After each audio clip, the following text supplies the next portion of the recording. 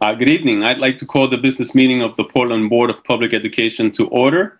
It is Tuesday, October 20th, 2020, and the Portland Board of Public Education is meeting virtually through Zoom. May I please ask the superintendent to call the roll, please? Yes, Mr. Chair. Mr. Atkinson. Mr. Balfont. Here. Ms. Bondo. Yes. Mr. Burke. Here. Ms. Figdor. Here. Ms. Morioni. Here. Ms. Thompson. Ms. Trevorrow. Here. Mr. Casio-Reyes. Ms. Sangala. And Chair Rodriguez. Presente. And I did ask Magali to wait till 7 o'clock, which is why she's not here for the roll call. Same thing with the other student reps. Yeah. Let's get the flag on the screen, and I'll lead us through the Pledge of Allegiance. Excellent. We're getting really fast with the flag. Right? I pledge allegiance to the flag of the United States of America and to the republic for which it stands, one nation, under God, indivisible, with liberty and justice for all.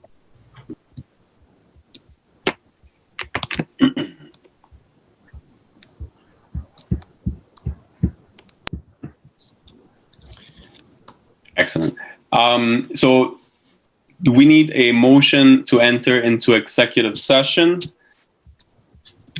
to discuss contract negotiations with our PEA and base units. It's a motion by Ms. Morioni, second by Ms. Bondo. And Mr. Chair, it's Yeah. actually negotiations with the Portland Youth Development Unit and the Portland Administrators Association. yeah, so the Administrators Association and the Youth Development Units. So we had a motion by Ms. Morioni, second by Ms. Bondo. All those in favor, please indicate. And that's unanimous. You should have the link to the executive session in your email. So click on that, and I'll see you guys on the other side. Back now. So just a quick heads up, the board just came out of executive session. We were in executive session for about an hour discussing negotiations between the board and the Portland Youth Development Unit and the Portland Administrators Association. Okay? And so now we're back to our main agenda items, and we are at the report of the chair. I want to use the report of the chair again just to go over the board protocols, and I have some announcements, but I think I'll save them for our committee reports later on. So first of all, the procedures for how board meetings are held during Zoom. All votes are going to be taken by roll call. Committee members are asked to use the raise your hand feature on Zoom, which is found by selecting the participants at the bottom of the participant screen in the sidebar, or on the pull-down menu found by selecting the three little dots in the participant's video window. Should you wish to address, the chair will acknowledge the speaker. The committee members will then lower their hands when they're finished speaking. At any point during the meeting that there is opportunity for public comment, I will go over the public comment rules and try to clarify them as best as possible. Before I hand it over to the superintendent for his report, I wanted to introduce a couple of student representatives that are here with us today. We have a new student representative from Portland High School and from Deering High School. And although they're not going to be officially sworn in until December, they've been agreeable to joining us starting today for the next few meetings, which is going to be really helpful in quote unquote onboarding and helping them get a sense for how our meetings are conducted, but they won't be voting until then. But we definitely want to encourage them to participate in our discussions and to ask questions and everything. I was emailing with them earlier today, so I wanted to make myself available to them. I'd encourage the other board members to do the same. So from Portland High School, our student representative is Tessa Boxer McCumber. Did I say that correctly? Yeah, that's good. Tessa, thank you so much. And then from Deering High School, we have Emily Chung. And so she actually didn't get a link to join. She wanted to say that. I'm so sorry. I should, and you know what? We were emailing today, so I'll send her a link shortly, and hopefully she can join us. Great. Well, Tessa, thank you so much for for taking on this responsibility. Congratulations on being selected by your classmates to represent your school. As I said in email, if anything, any questions, concerns, or anything comes up, please feel free to reach out to me or the superintendent. We're more than happy to help and support you. And again, welcome to the board. We're excited to have student representatives once again here with us. It's been a few months that we've not had them represented. So again, thank you so much. It's really exciting stuff. Thank you. Absolutely. And next, I'll hand it over to the superintendent for his report. Thank you, Mr. Chair. I would like to begin my comments today by recognizing the original inhabitants of the land on which our city and schools stand, the Maliseet, Micmac, Penobscot, and Passamaquoddy tribes, known collectively as the Wabanaki, or people of the Dawnland. We're honored to have their children among our students today. I too would like to welcome Tessa and Emily to the board. Very much looking forward to working with you. Congratulations on being selected, and thank you for joining us early to be able to start the onboarding process so that you can hit the ground running when you're sworn in December with the rest of the board. I would like to extend a heartfelt Portland Public Schools congratulations to the Maine 2021 Teacher of the Year, Cindy Saul. Cindy, who you may remember, was recently honored by the board for being selected as a finalist for the state honor, is a fourth grade teacher at Talbot Community School. She will be joining us at a future meeting for formal recognition. We're so incredibly proud of Cindy's deserved honor because she is truly amazing, and also because she represents all that is amazing about our Portland Public Schools people. So congratulations to Cindy, and we look forward to having her back for more recognition with the board. Today, we're recognizing a group of people who are making a huge difference in our community. As you know, an important part of our school reopening strategy was to maximize the amount of time that we spend outdoors. Personally, I recognize that I was slow on the uptake, as many of you know and have pointed out to me. It was the collective efforts of many of the people that we're recognizing today and others who joined them in clamoring for a larger investment and commitment that eventually showed us the way, definitely showed me the way. So in recent weeks, we've received significant recognition for this work with national media outlets, local news shows, and even colleagues in places like Washington, D.C. and San Francisco who've reached out to our interim outdoor learning coordinator, Brooke Teller, to learn more about this work. So it's going really well, and it's because of all of these folks. So I would like to today recognize, and then I'm going to tell you a funny story. So we have a number of people, and I'm not sure who's actually here today. So I'm just going to name all of these folks, and then Brooke, if you want to just interject and point out who's here, because I will probably miss someone. But we have the Portland Society of Architects, and Addie Smith Raymond is representative from that group. The Carpenters Local 349, John Levitt. The United Way of Greater Portland, Karen Stevenson. Transform It, Jim Ahern. The City of Portland Parks Division, both Jeff Tarling and Alex Marshall. Allagash Brewery, Luke Truman. From Maine Meadworks, Thomas Ryder. From Learning Works and AmeriCorps Volunteers, Lauren Willett. And from Paul White Company, Paul White Jr. And then we had a couple of parents who are also outdoor teaching experts that were tremendous support, Erica, Beck Spencer, and Laura Newman. And then from Cultivating Community, Lily Chaliff, and from LL Bean, Karen Chase. So I don't actually see, did we not get any of them into the session? They're here? A number of them are here. Okay. And so I also I did notice, I'll just add, I did notice that some of our building liaisons are also watching tonight. And without a person in each building, this work would not happen, because I can't be in 17 places at once. So Tom, I know you're on the call, so thank you for stepping up to another unknown challenge at the beginning of this school year. And I would just echo the thank yous. And I just want to say, behind every person's name that Superintendent Botana just mentioned, there are at least 3 or 4 other people that have been part of this process. And I have been so grateful. I've learned so much in such a short time.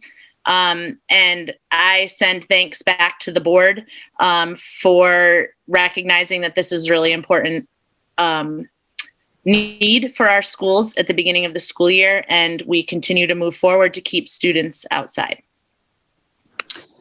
So thanks, Brooke, and we're incredibly grateful to all of them for their work on behalf of children and families in the community. Our teachers have done an amazing job of embracing this opportunity, and dare I say that without jinxing us, that we've had another collaborator in all of this, which is Mother Nature, who also deserves some recognition for how things have gone over the past month. So the funny story is, I was on my way back into the office. I got all the way to the parking garage because I was going to do the meeting there to keep Aaron company. And as I pulled in and got out to move upstairs, I realized that I left my briefcase with my laptop and everything else back at home. So I had to race back. And so, as you can see, I'm taking this meeting at home. And so I can't give the full effect to what I wanted to say. And that's that Brooke, in her spare time, is just, I have no idea how Brooke does everything that she does, because in her spare time, she's made these amazing recognition gifts. There you go. So she's going to show you. Thank you, Brooke. This is just par for the course with Brooke. She's always there. And so she's made these incredible gifts for everyone. And you probably can't see it because it's really small. But, well, not just that, but also the little easel that's next to the little Lego guy. That little easel is personalized for every single group that is getting recognized. So the one that's sitting on my desk at work is for the AmeriCorps, the Learning Works AmeriCorps volunteers. And so these are all like personalized. So Brooke is amazing. She walks this fine line between being a global, expansive, and creative thinker and just rolling up her sleeves and doing whatever it takes. So to all of you, thank you for your gift of time, resources, and commitments to help make our return to schools possible. So we couldn't have done it without you, and thank you so much. Continuing on, the board's commitment to, our Parent University book study on Ibram Kendi's book, How to Be an Anti-Racist, kicked off yesterday. The book study is a continuation of the work that the board began this past summer as they engaged in reading and discussing it among themselves and with our senior team. And the second session of the community book study is scheduled for October 29th, and that is being led by Chair Rodriguez and members of the board. The board's commitment to learning about and working to repay the educational debts that we owe to BIPOC students continues to deepen. Together, the board and senior leadership will be participating in a series of workshops later this fall, featuring our own Fiona Hopper, Alberto Morales, and Barrett Wilkerson, based on our school district's acclaimed Race in America course, which is taught annually to teachers in the district as part of our PLBSS continuing education system. The classes just got scheduled, so I believe this may be the first time that the board is hearing it, unless they got their invites today for November 21st and December 5th, and they will be open to both the current and prospective board members. And also on the same note, as you know, the board has taken up the development of an equity policy. This work is being led by Assistant Superintendent Malia Nally, along with board member Mickey Bondo, and it's part of the curriculum committee's work plan. The work is just now picking up steam with the convening of a broad and representative work team, and we will continue to keep the full board updated on that work as it evolves. Tomorrow night, we will be hosting 3 community forums to discuss the plans for the renovations at Longfellow, Presumpscot, and Reiki Elementary Schools. The development of specifications has been progressing over the past few months, and we are planning to go to bid in late November and possibly beyond, depending on whether we bid everything at one time or we stagger the bids.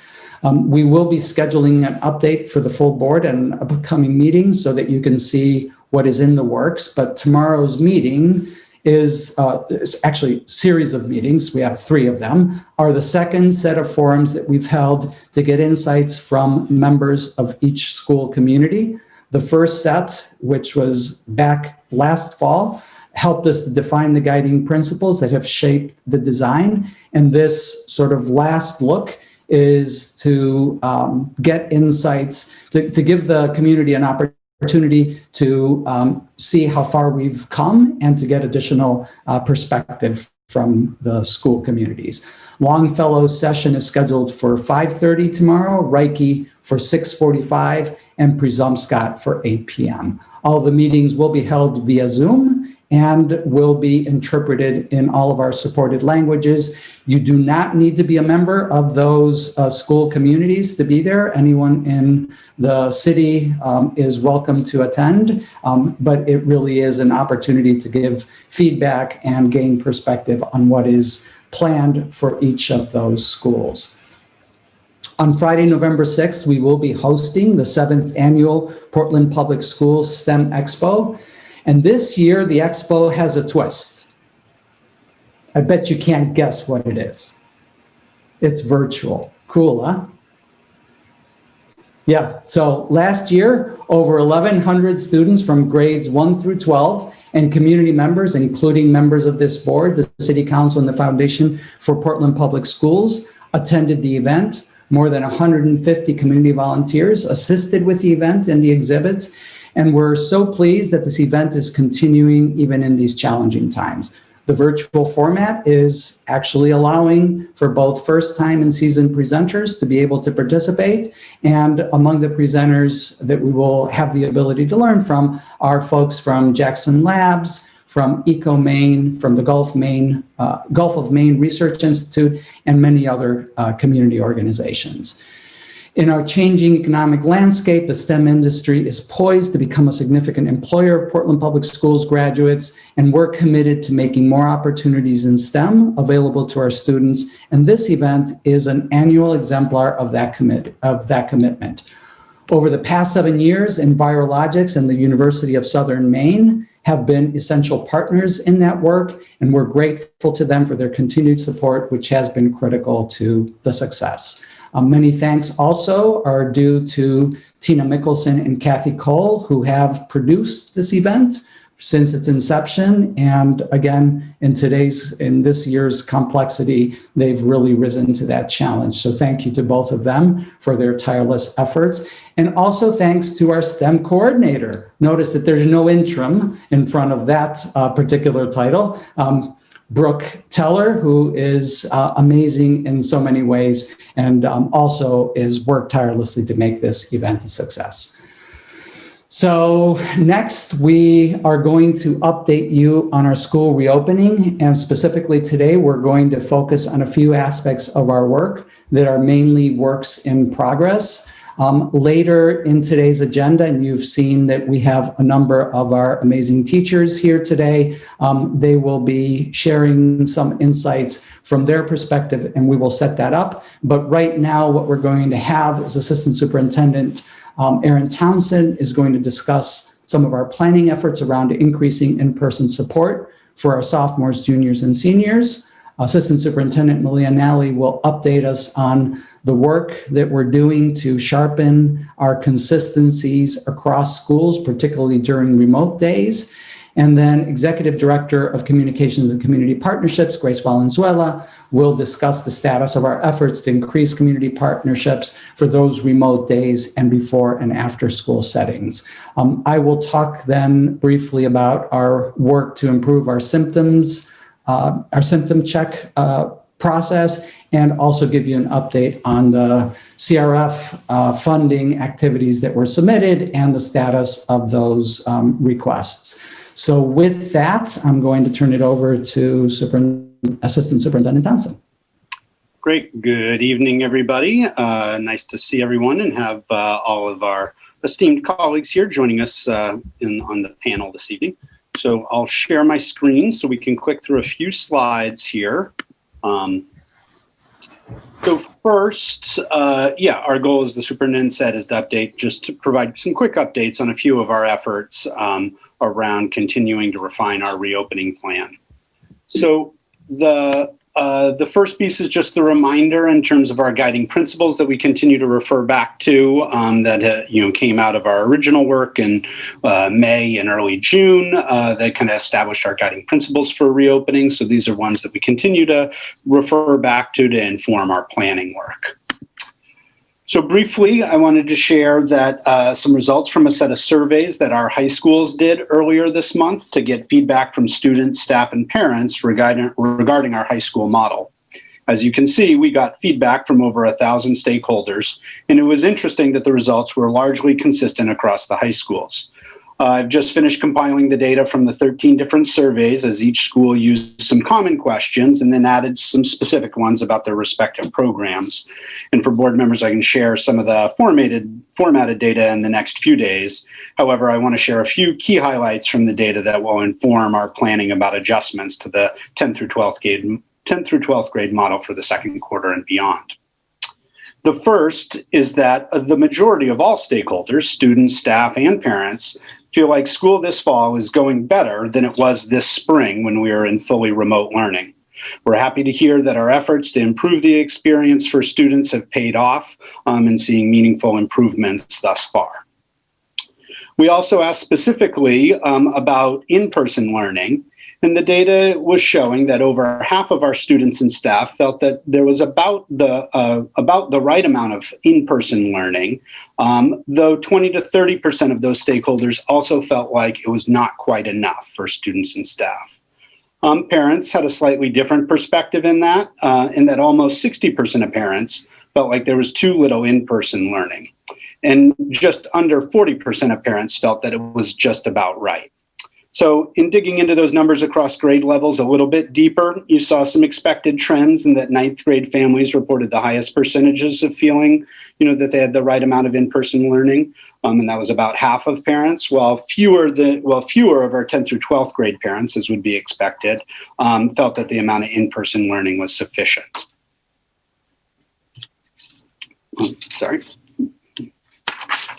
Additionally,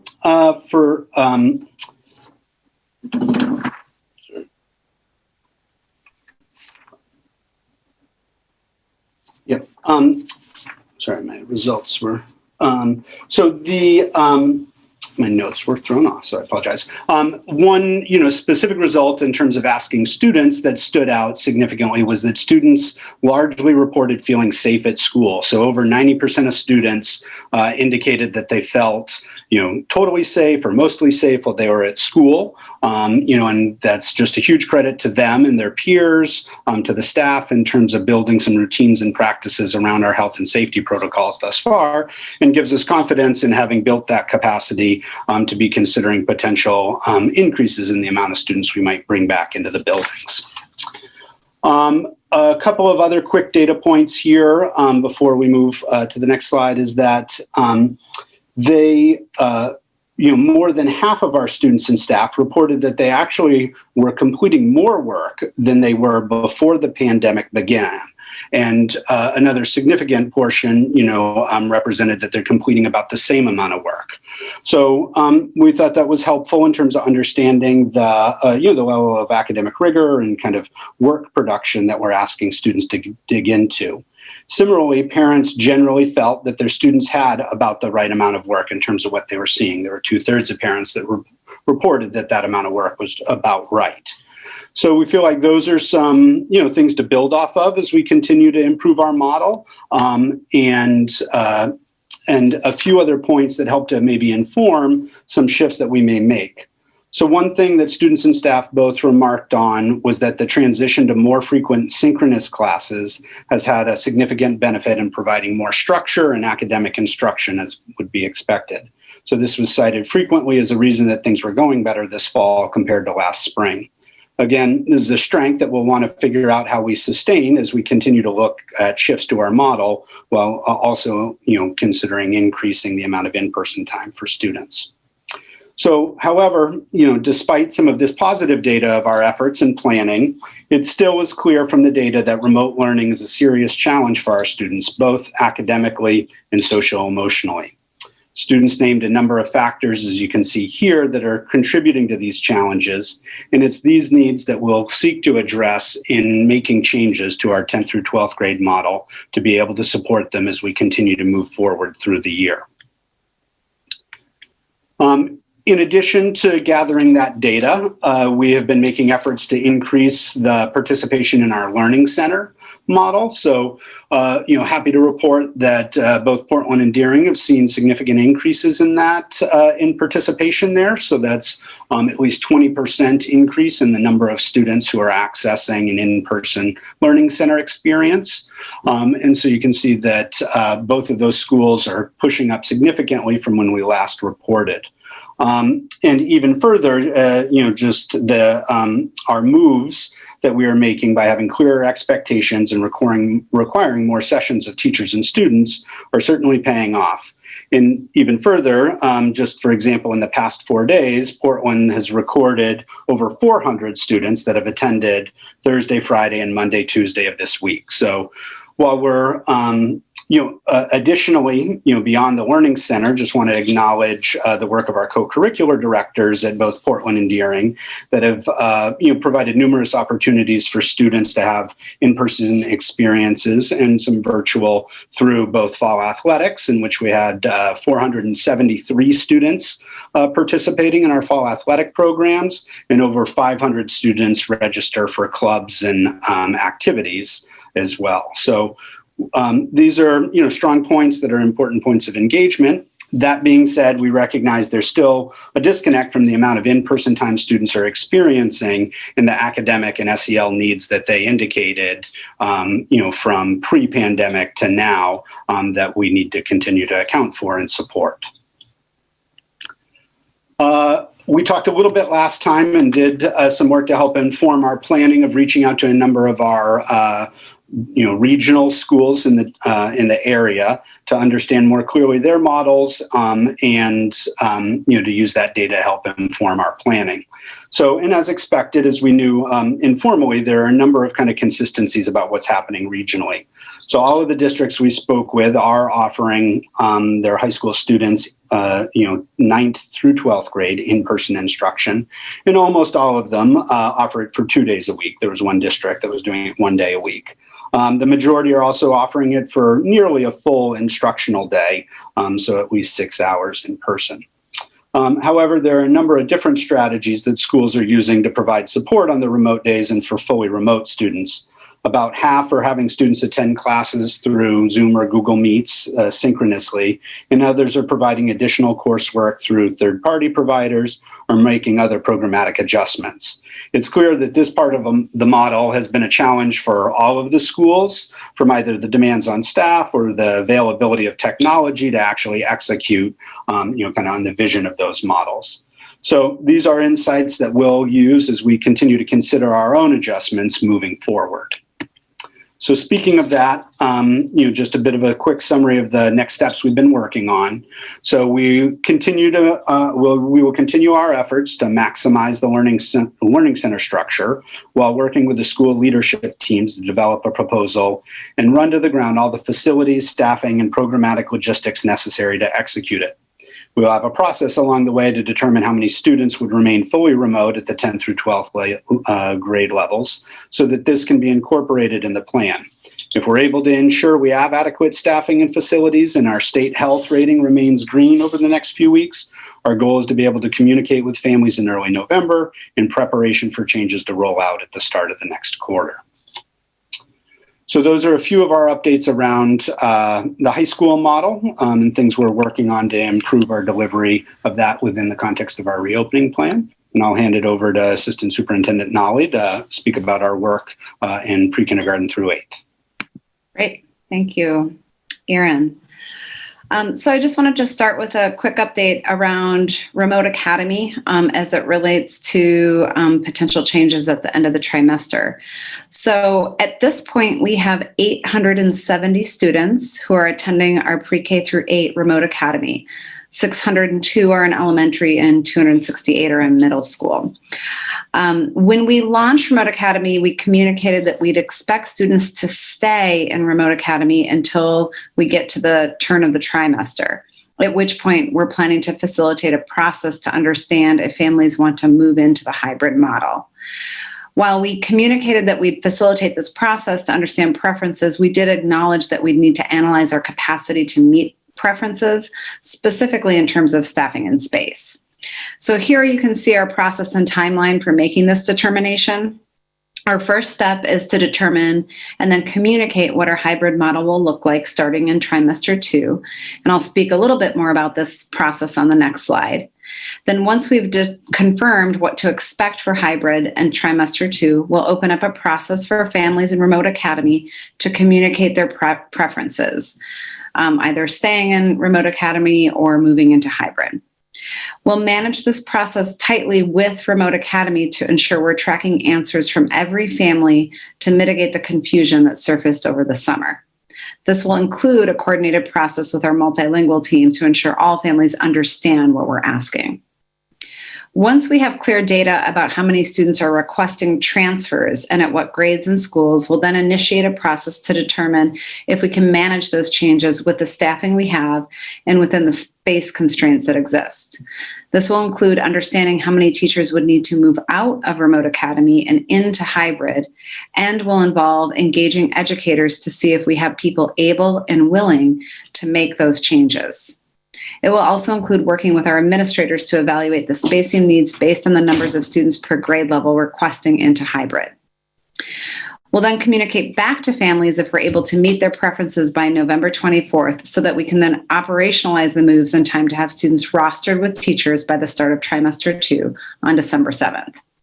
So you can see our milestone dates on this slide, and you'll also see it's a tight timeline with some pretty complex steps that we need to take internally to determine what's possible in order for families, schools, and teachers to know exactly what to expect and be prepared for by the start of the second trimester. And so simultaneously, we're also working on refining the remote learning part of the hybrid model. We feel great about the implementation of our health and safety protocols, the in-person learning days, and the launch of the outdoor classrooms. This is where we've put our time, attention, and energy, and it's where we can see that things are going well.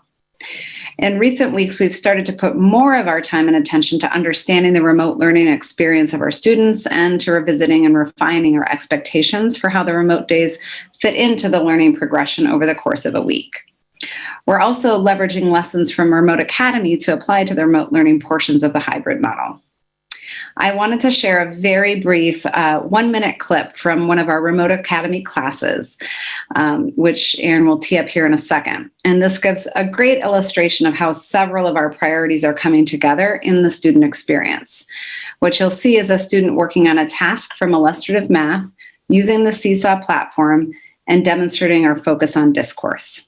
So Erin, let's see if this works for you to play this. I think you got the permissions.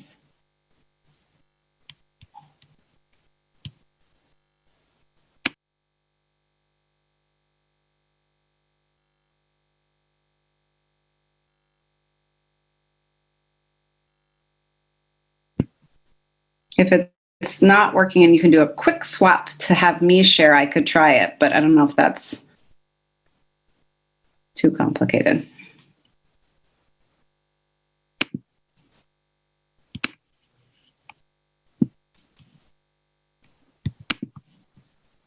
If you, I can make you I can stop sharing if you want to share, Malia.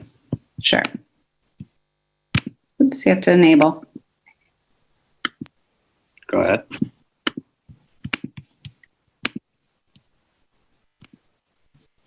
Alrighty.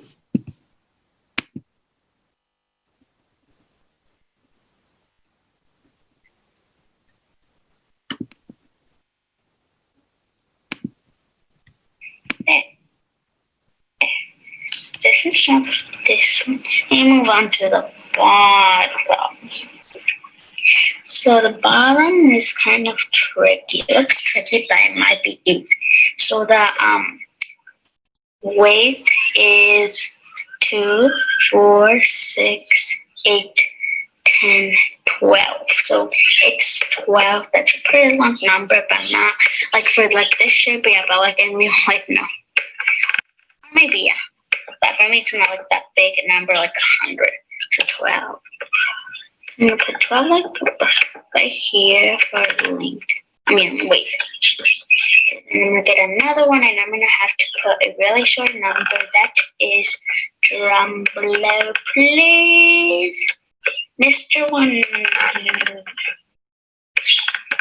This looks really good. I like how I'm doing this. It feels good, actually, doing math.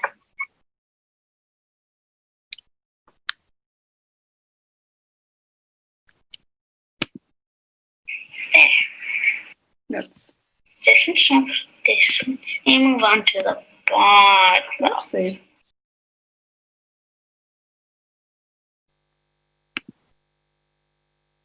Okay, Malia, back on. You can go ahead and finish up. Okay.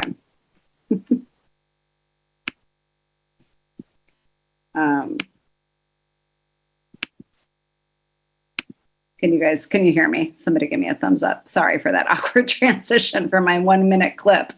I just love that little glimpse into the experience of remote learning, and to hear the student kind of doing that metacognitive thinking through that piece of work. So again, just giving you all a little bit of a sense of some of what we see happening that's from Remote Academy. And as I mentioned, we're excited to start leveraging some of the lessons there to apply into the remote experience in the hybrid context where folks have necessarily been focused, again, like I mentioned, more on the in-person experience that students are having.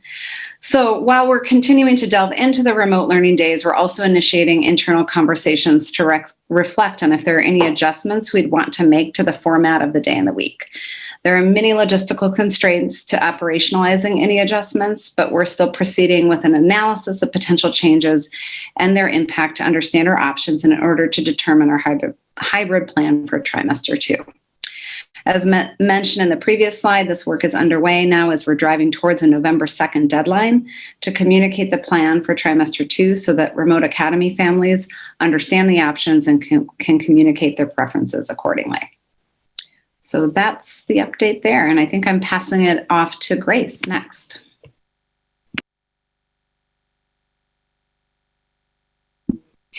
Good evening, everybody. I thought I was going to follow with a kid with the story, the metacognitive story of this kid, and that's hard to follow.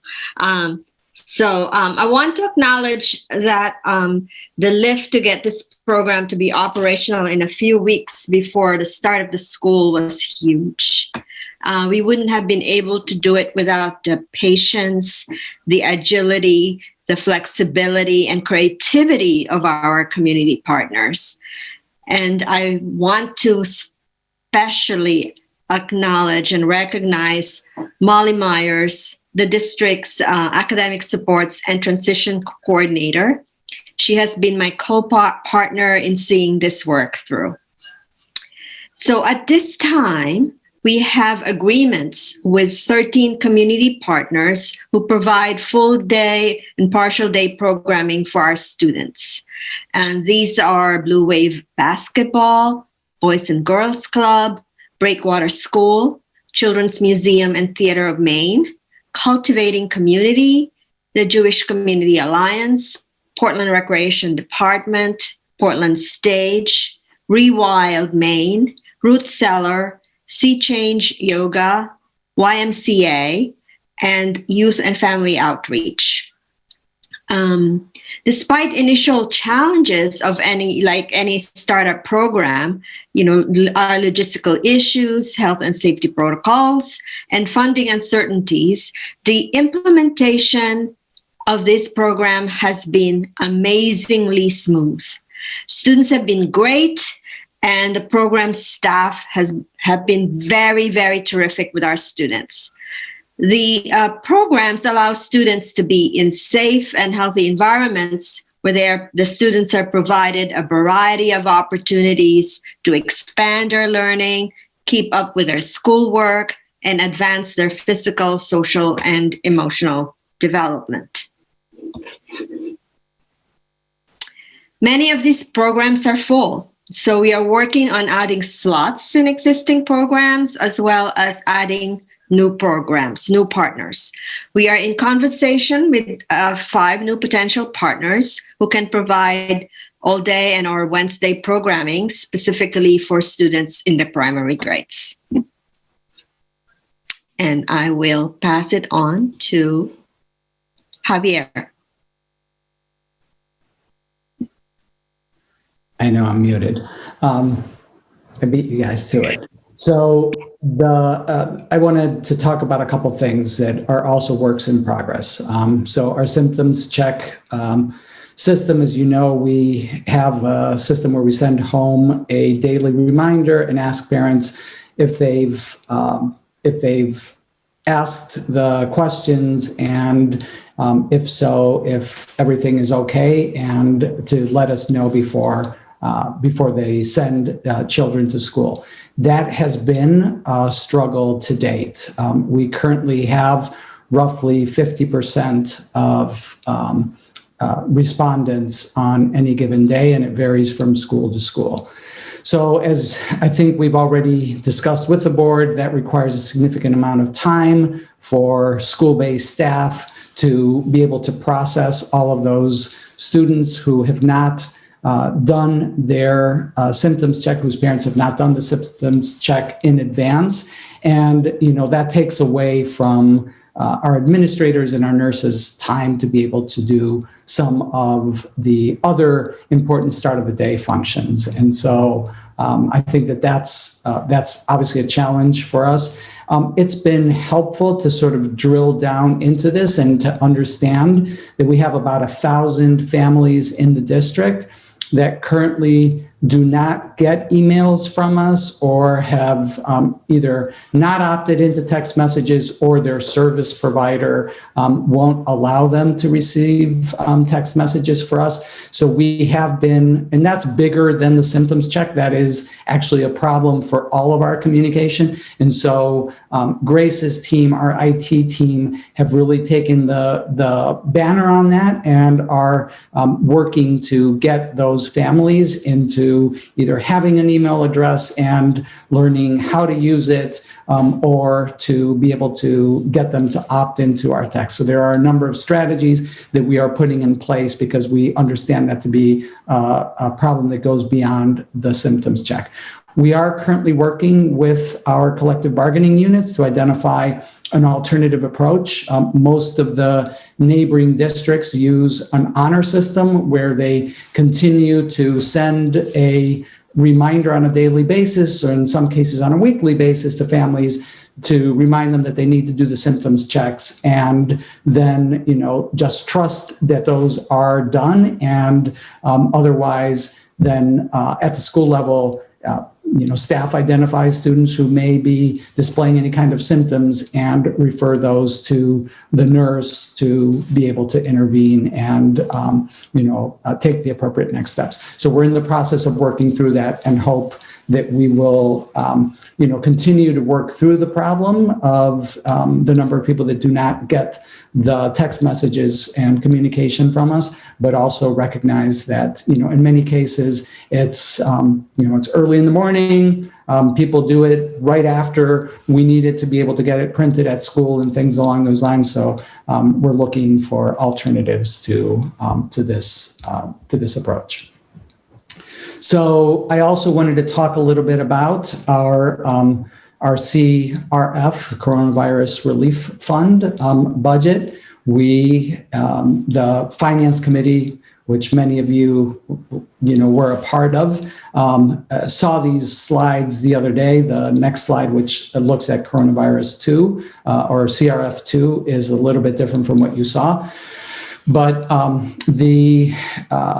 overall, we're very fortunate that the state has prioritized support for schools to be able to reopen, and has made it possible for us to do a number of really important things that we will be talking about in a moment to be able to do this. And so our first round of CRF funding was $6.2 million. We also received about $1 million to support the first iteration of what Grace described earlier. And we also received $200,000 for adult education programming in particular. So we now received a second round of CRF funding, and altogether, as you can see, that's a very significant amount of money, $14 million. And as we discussed with the Finance Committee a couple of weeks ago when we reviewed this, the issue isn't really our the amount of money that we have, it's the restrictions that are placed on the funding. So, the funding runs out at the end of December, so you can't continue activities that we've started beyond that date, which creates a problem for all of the staffing types of moves that we've made. So our in-school substitutes, things along those lines, and everything has to be actually purchased and in place by then. And there are limitations to what we are allowed to do, and I will be talking about those in a moment. So just to recap, Aaron, if you can go to the next slide, for the Coronavirus Relief Fund first round, we made significant technology purchases. Many of those are devices that are starting to arrive now. So our staff refresh, we are in the process of executing on right now. And, a significant number of devices that are arriving. We've received our pre-K devices, which were deployed last week. We are now in the process of getting our lower primary devices. And, the initial order that we had placed is soon to arrive. And so we are, slowly getting to a place where we're able to make sure that everybody has a device. And then eventually, when all of our supplies arrive, making sure that everybody has, a new device that is on a common platform. So we've also made, in that first round, significant staffing investments, some of the things that I mentioned earlier, the building subs, temp support, leave coverage, things along those lines, our added ELL and special ed staffing to enable our programs to function the way that we design them. We've made significant investments in our facilities and in ensuring that our school buildings are safe and secure. And we've also been able to add some supplies and transportation resources to enable us to support some of the things that we're trying to do with community programs and things along those lines. So that's all done. We are in the process of executing on all of that first round of funding. And now last week we submitted our second round of funding, which is the next slide. And so in that, this is where we actually landed. When the Finance Committee reviewed this a couple weeks ago, we were, thinking about what are some of the investments that we were going to make. And so you see here that we were able to back up some expenses that we incurred during FY20 that were allowable under the program. So about $150,000 of that, an extension of the daycare programming past the first month that was necessary when we decided that we would stay in hybrid. Some additional PPE and facilities related supplies and services. So that was about $500,000. Additional supplies, which include dollars for some of the outdoor learning investments that are yet to be made. Some additional salaries and contractual, about $500,000 in that. A big part of that is that we are moving our last payroll up from December 31st, which would have made it not fundable under CRF. We've moved it to December 30th, and that makes it permissible. We also have a significant number, particularly with our remote learning needs, to be able to create some additional supports for our staff in the way of peripherals and devices that will help them with their teaching, additional monitors, document cameras, things along those lines. We have a proposal in for hazard pay for some categories of staff that have been, particularly on the front lines in this work. So we've been going around and around with that. We currently have provisional approval for that, so we're hopeful that that will actually find its way through. Some costs associated with our snacks and our contracted transportation services.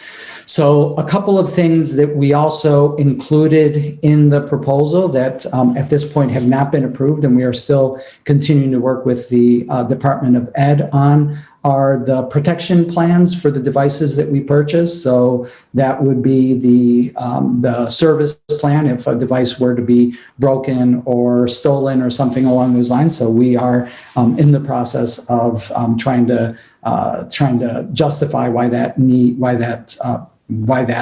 purchase would be approvable under this grant. And then we put in a large amount to be dedicated for direct support for families that have incurred expenses as a result of coronavirus. So either childcare expenses or things related to health needs and things along those lines.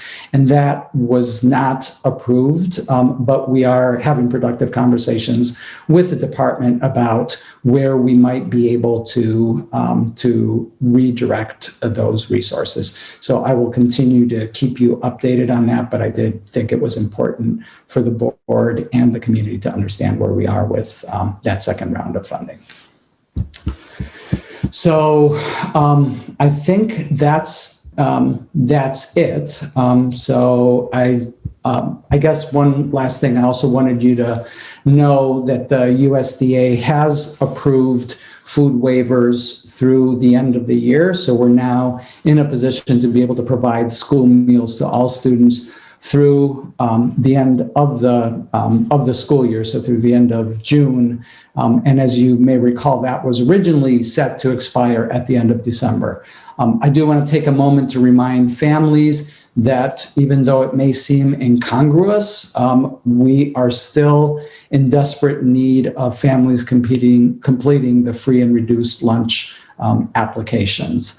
While nobody will lose their eligibility, so that is always a concern in under other circumstances, those numbers are still used in many ways by both the state and the federal government to assign funding for many different programs and purposes.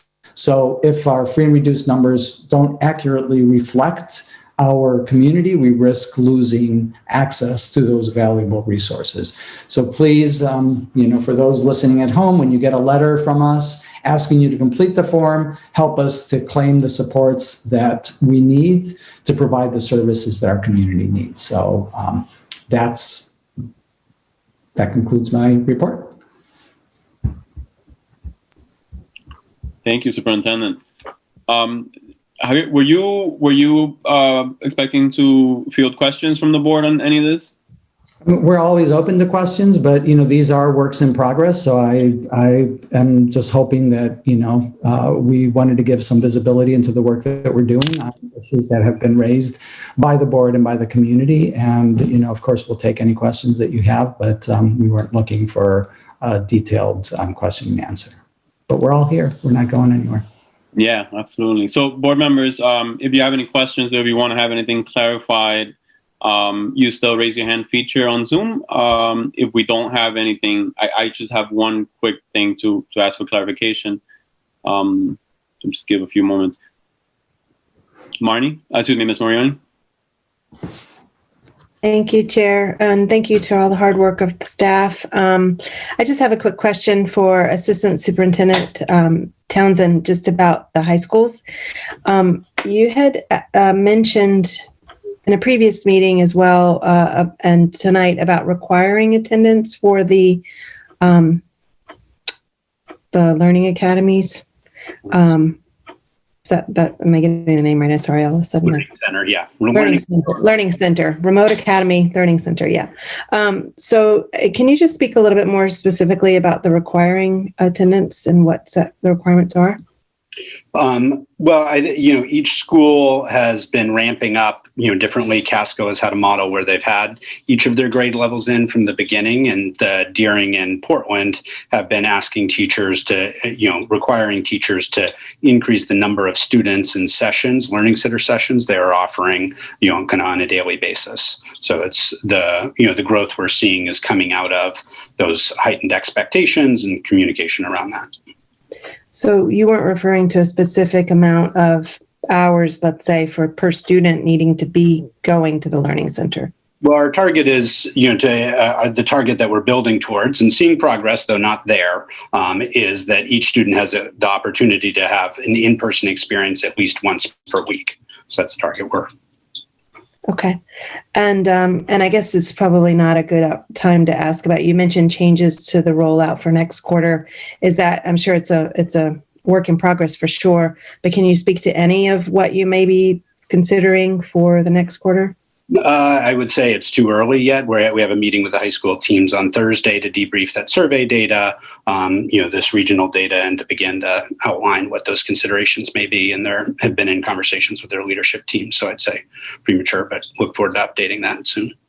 Okay, great. Thank you. And the other thing I just wanted to say, a huge shout out and kudos to Grace and her team, specifically around the partnerships you have managed to obtain. And this is, in my mind, one area where, granted, we all would not want to be here in this situation. We don't want to be here in this situation. It's not a normal situation whatsoever. However, with these challenges, it just proves that there are great opportunities that have come of this.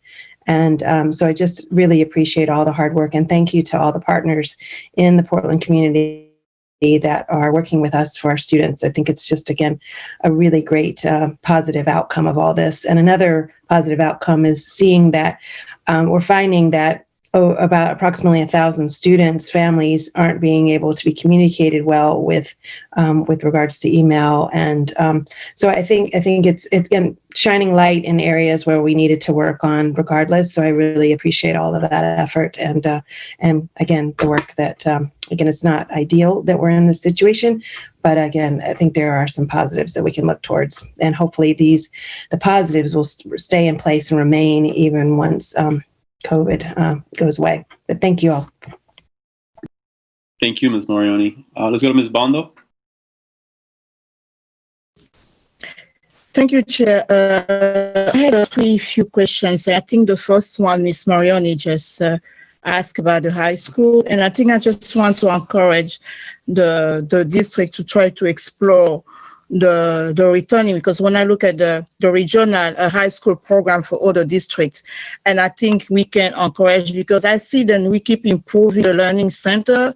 We have to make sure then we can use those time, because those learning center, if we still have an issue with attendance and more academic or social wellness for students, how can we better using those days to making maybe 1 or 2 days returning in person, so to try to improve it. So I mean, I see some of the ongoing work, and I really encourage them, we really keep digging on that to make sure that we can be able to offer some options later on the road. And the second comment is on the partnership. And I just want to say acknowledge Grace and the team. But if we can have the name on those 13 partnership listed, because she read it, but we didn't see the name of that on those partners. If we can have those names listed maybe on the website so we know who they are.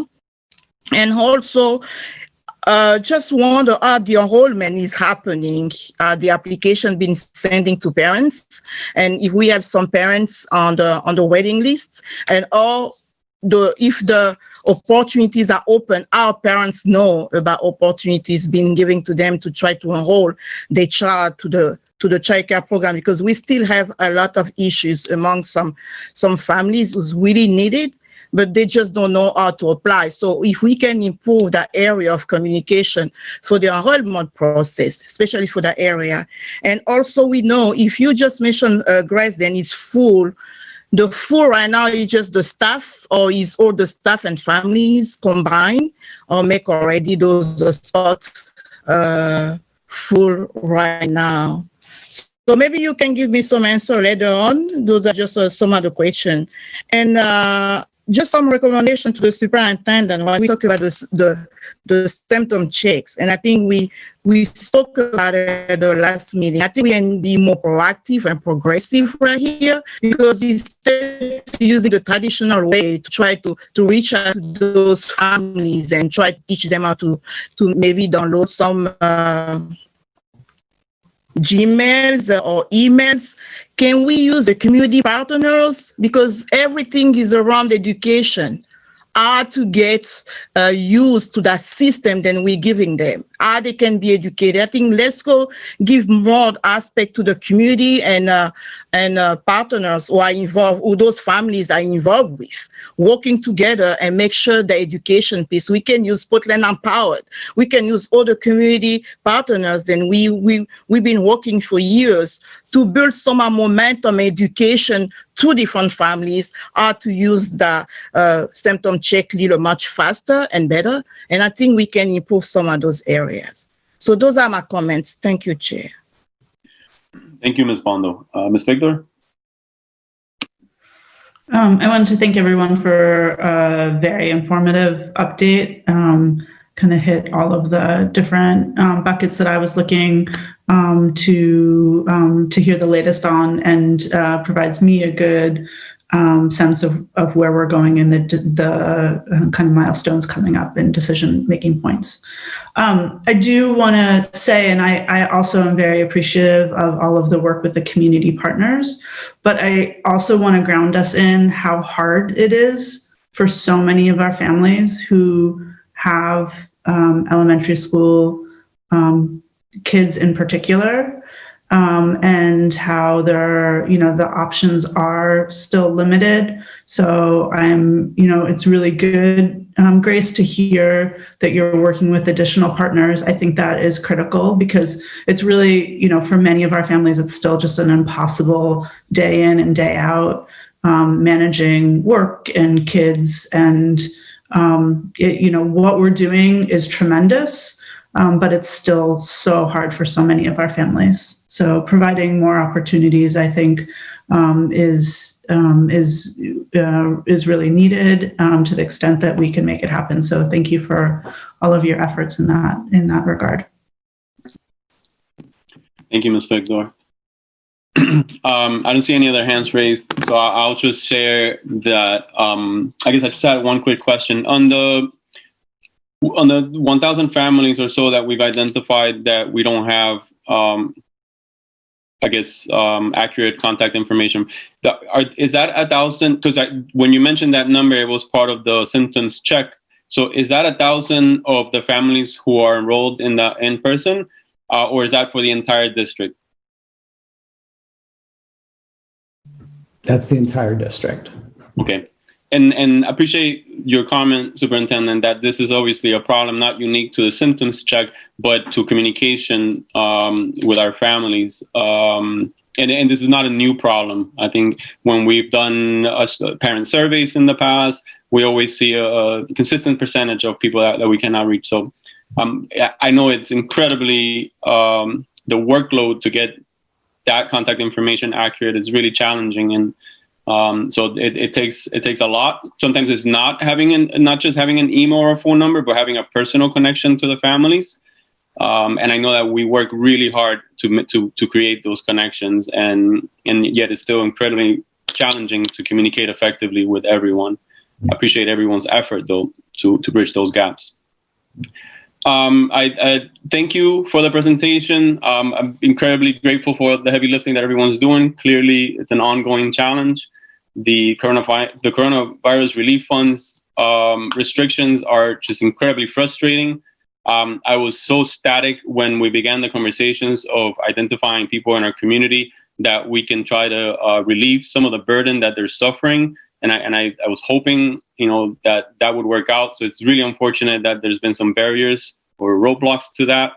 I want to give a shout out to board member Adam Burke, who put us in touch with superintendent with someone that can give us information about programs like universal basic income to families and such. So we were exploring things that to be creative as much as possible and help people in these difficult times. And it's, again, incredibly frustrating that the restrictions are limiting us. Think about this, like here we are, public education, sitting on a whole bunch of money, with quickly identifying where we need to spend it, but these restrictions are limiting us from helping people and running this district the way that we want to. It's,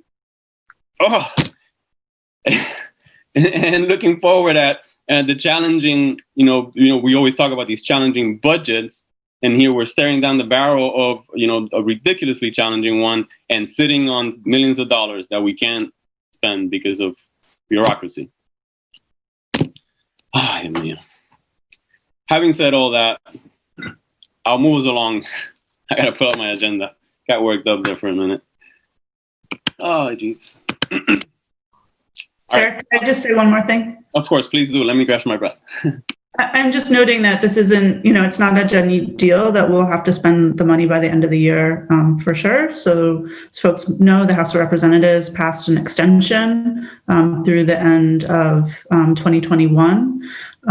Clearly, as folks will know, it's stuck in the Senate, but I don't think it's the end of the story yet. So I remain optimistic that we might see a more positive resolution to this, but I feel your frustration. Yeah, absolutely. Yeah, I know there's a lot of effort to try to limit those because everyone's acknowledging these restrictions being, not being really helpful in the way that things flow in school districts.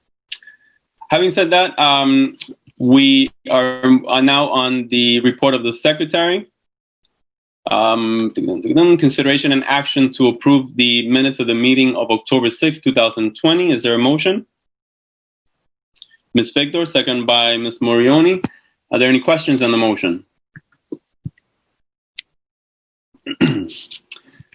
Seeing none, is there any public comment on the motion to approve the minutes of the meeting of October 6, 2020? Yeah, and seeing none, I'll bring it back to the board. Any board discussion on the minutes? Okay, seeing none. All those in favor of approving the minutes of by roll call, please indicate whether you're in favor of approving the minutes of October 6, 2020. And the superintendent will call the roll for that. Mr. Atkinson?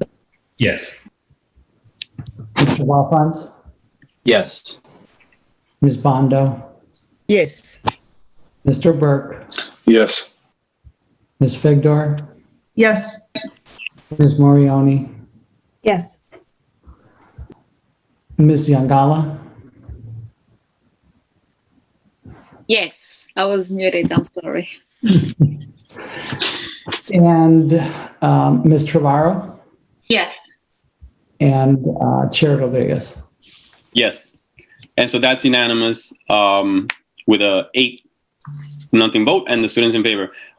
Apologies, I forgot to mention earlier tonight that Ms. Thompson had a conflict in her schedule, and that's why she's not joining us. She's traveling, but she did ask me to make sure that I said that on her behalf. So I apologize I didn't say that before. And I also want to take a moment. We were able to get the Deering High School student rep, Emily Chung, in the meeting. So a few minutes ago during the presentation, we transferred over to a panelist. So she's here with us. I just wanted to acknowledge her as well and thank her, as I did for Tessa. Thank her for stepping up for this role and congratulating her publicly for being selected by your peers to represent your high school. I'm not sure if you were logged in early, Emily, but I expressed how happy we all are to finally have students back on our meetings. It had been a long stretch without them. And we have valued the voices of our student reps in the past, and we're ecstatic that both of you are here today. And obviously looking forward to your inauguration in December. So thank you so much, and congratulations again for joining us. Next on our agenda, we are at the report of the committees. We'll start with curriculum and ed planning. Mr. Balfons. Thank you. Yes, the curriculum committee, we had our meeting last week, October 14th. There we were updated on social studies, in particular Wabanaki studies and Africana studies. We're also updated on illustrative math. We saw that video that was presented earlier tonight. Also did a great example of illustrative math problem, which is, I think, really cool to see and do.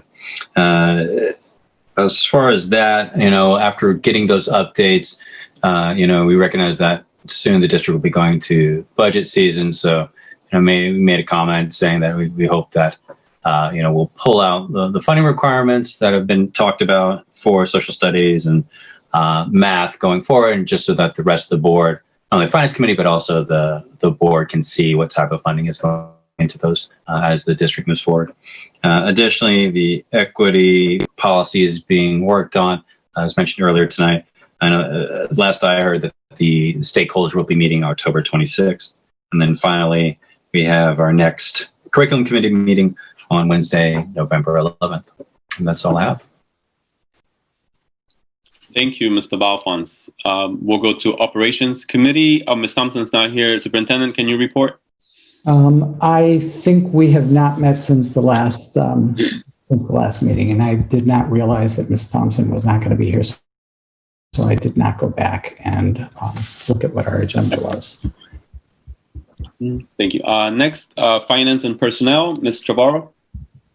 Thank you, Chair. The Finance Committee met on October 8th, and we had an update on the budget to year-end totals.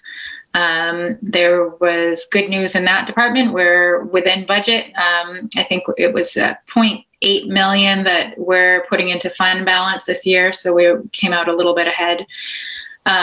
We had a discussion about what areas of the budget were affected by coronavirus and how that kind of shifted some of the funding, but at the end of the day, it all worked out. So that was positive news. And then we had an update on the coronavirus relief fund, which the superintendent obviously gave an update that was more recent than what we discussed in the finance committee. And again, just kind of reiterating the concerns around what it means to have to spend all these funds by December 31st. It's a huge frustration. And we kind of also discussed, as Ms. Figdor pointed out earlier, that there's perhaps some optimism in the fact that we're not the only district facing this, and it seems to be a problem that is on the radar of some of our elected officials. So we're hoping, crossing our fingers that maybe some of the rules around funding will change with regard to that deadline. But in the meantime, we're kind of in a rough spot where that's concerned. So Our next meeting is currently scheduled for November 12th. And I understand we may have some scheduling conflicts on that date, so we're going to keep it as is for now, but if there's any changes, we'll update you. And that's my report. Thank you, Chair. Thank you, Mr. Warrell. We'll go, excuse me, next we'll go to Policy and Legislative Affairs. Where are we? Ms. Bigdor, go for it. Thank you. The Policy Committee is meeting next Tuesday, a week from today at 6 p.m.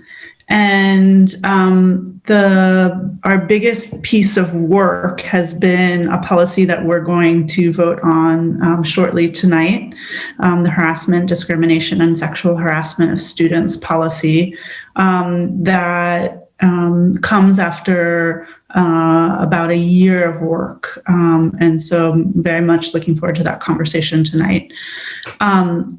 The other kind of core pieces of work on our plate is coming out of a pretty contentious discussion about the role of SROs in our school.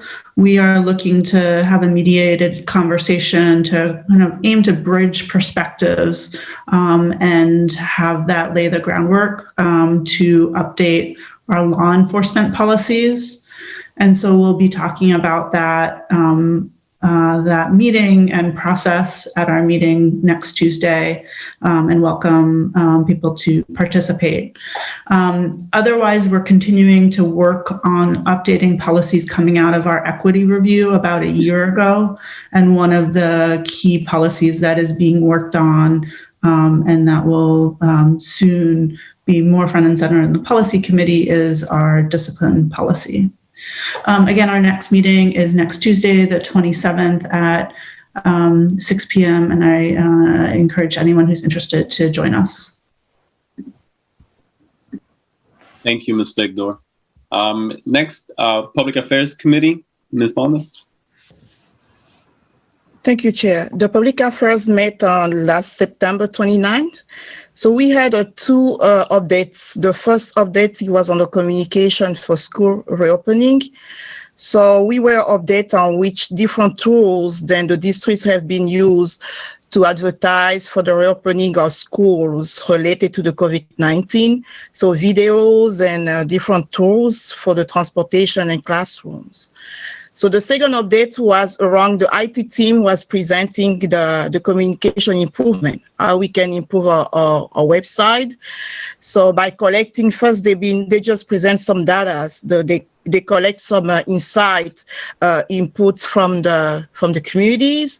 So they were able to define some of the weakness and building some of the strategic and plan to move for the next steps. So our next meeting is on November 10th. And this is the end of my report, Chair. Thank you. Thank you, Ms. Bondo. So I think the superintendent does have some operations committee report to give us, so we'll pass it over to him now. Yeah, just very briefly, I did go back and look at the agenda, and we did meet on October 1st, so I was wrong. These days just seem to run together. So at the time, we reviewed the action that the board undertook the following week around the contract with Scott Simmons for the ADA improvements, the engineering improvements across the district. And then we also, at that time, previewed our planning around pre-kindergarten through fifth grade, returning to school 5 days a week. So that was a formative discussion that we had with the operations committee prior to bringing the announcement to the board on at our last meeting on October 6th. Thank you, Superintendent. Next, Ms. Morioni, I'm assuming we don't have anything to report from Appointments Committee? No, we don't, Chair. Okay, thank you. Are there any other committee and or member concerns? Okay, seeing none. I just want to share a couple of things. As the superintendent mentioned earlier tonight, the Parent U book discussion around the Ibram Kendi How to Be an Anti-Racist book, we began that yesterday, the second session, The correct date is going to be October 28th, starting at 5:30. We had a really good session on Monday. It was relatively intimate. I think it was somewhere about 18 or 15 people that logged in. And I want to thank board member Emily Figdor and Tim Atkinson for helping facilitate that discussion, as well as Grace Valenzuela and Nanette Dyer who helped, and Linda, who helped us get together and organize it. Also, the Family Partnership Advisory Committee has continued their subcommittee work around the discipline philosophy for the district. Lyman Moore, Vice Principal Jake Giesman has been helping with that process, or spearheading that process, but it has been very collaborative, including many voices and many stakeholders. So the Family Partnership Advisory Committee got an update on that work, and we're able to give some input into the student discipline policy and look at some of the other reference policies that will also be part of that work. That is going to, after this initial work through, is going to go back to the actual policy committee and eventually to the full board for approval once we have something concrete.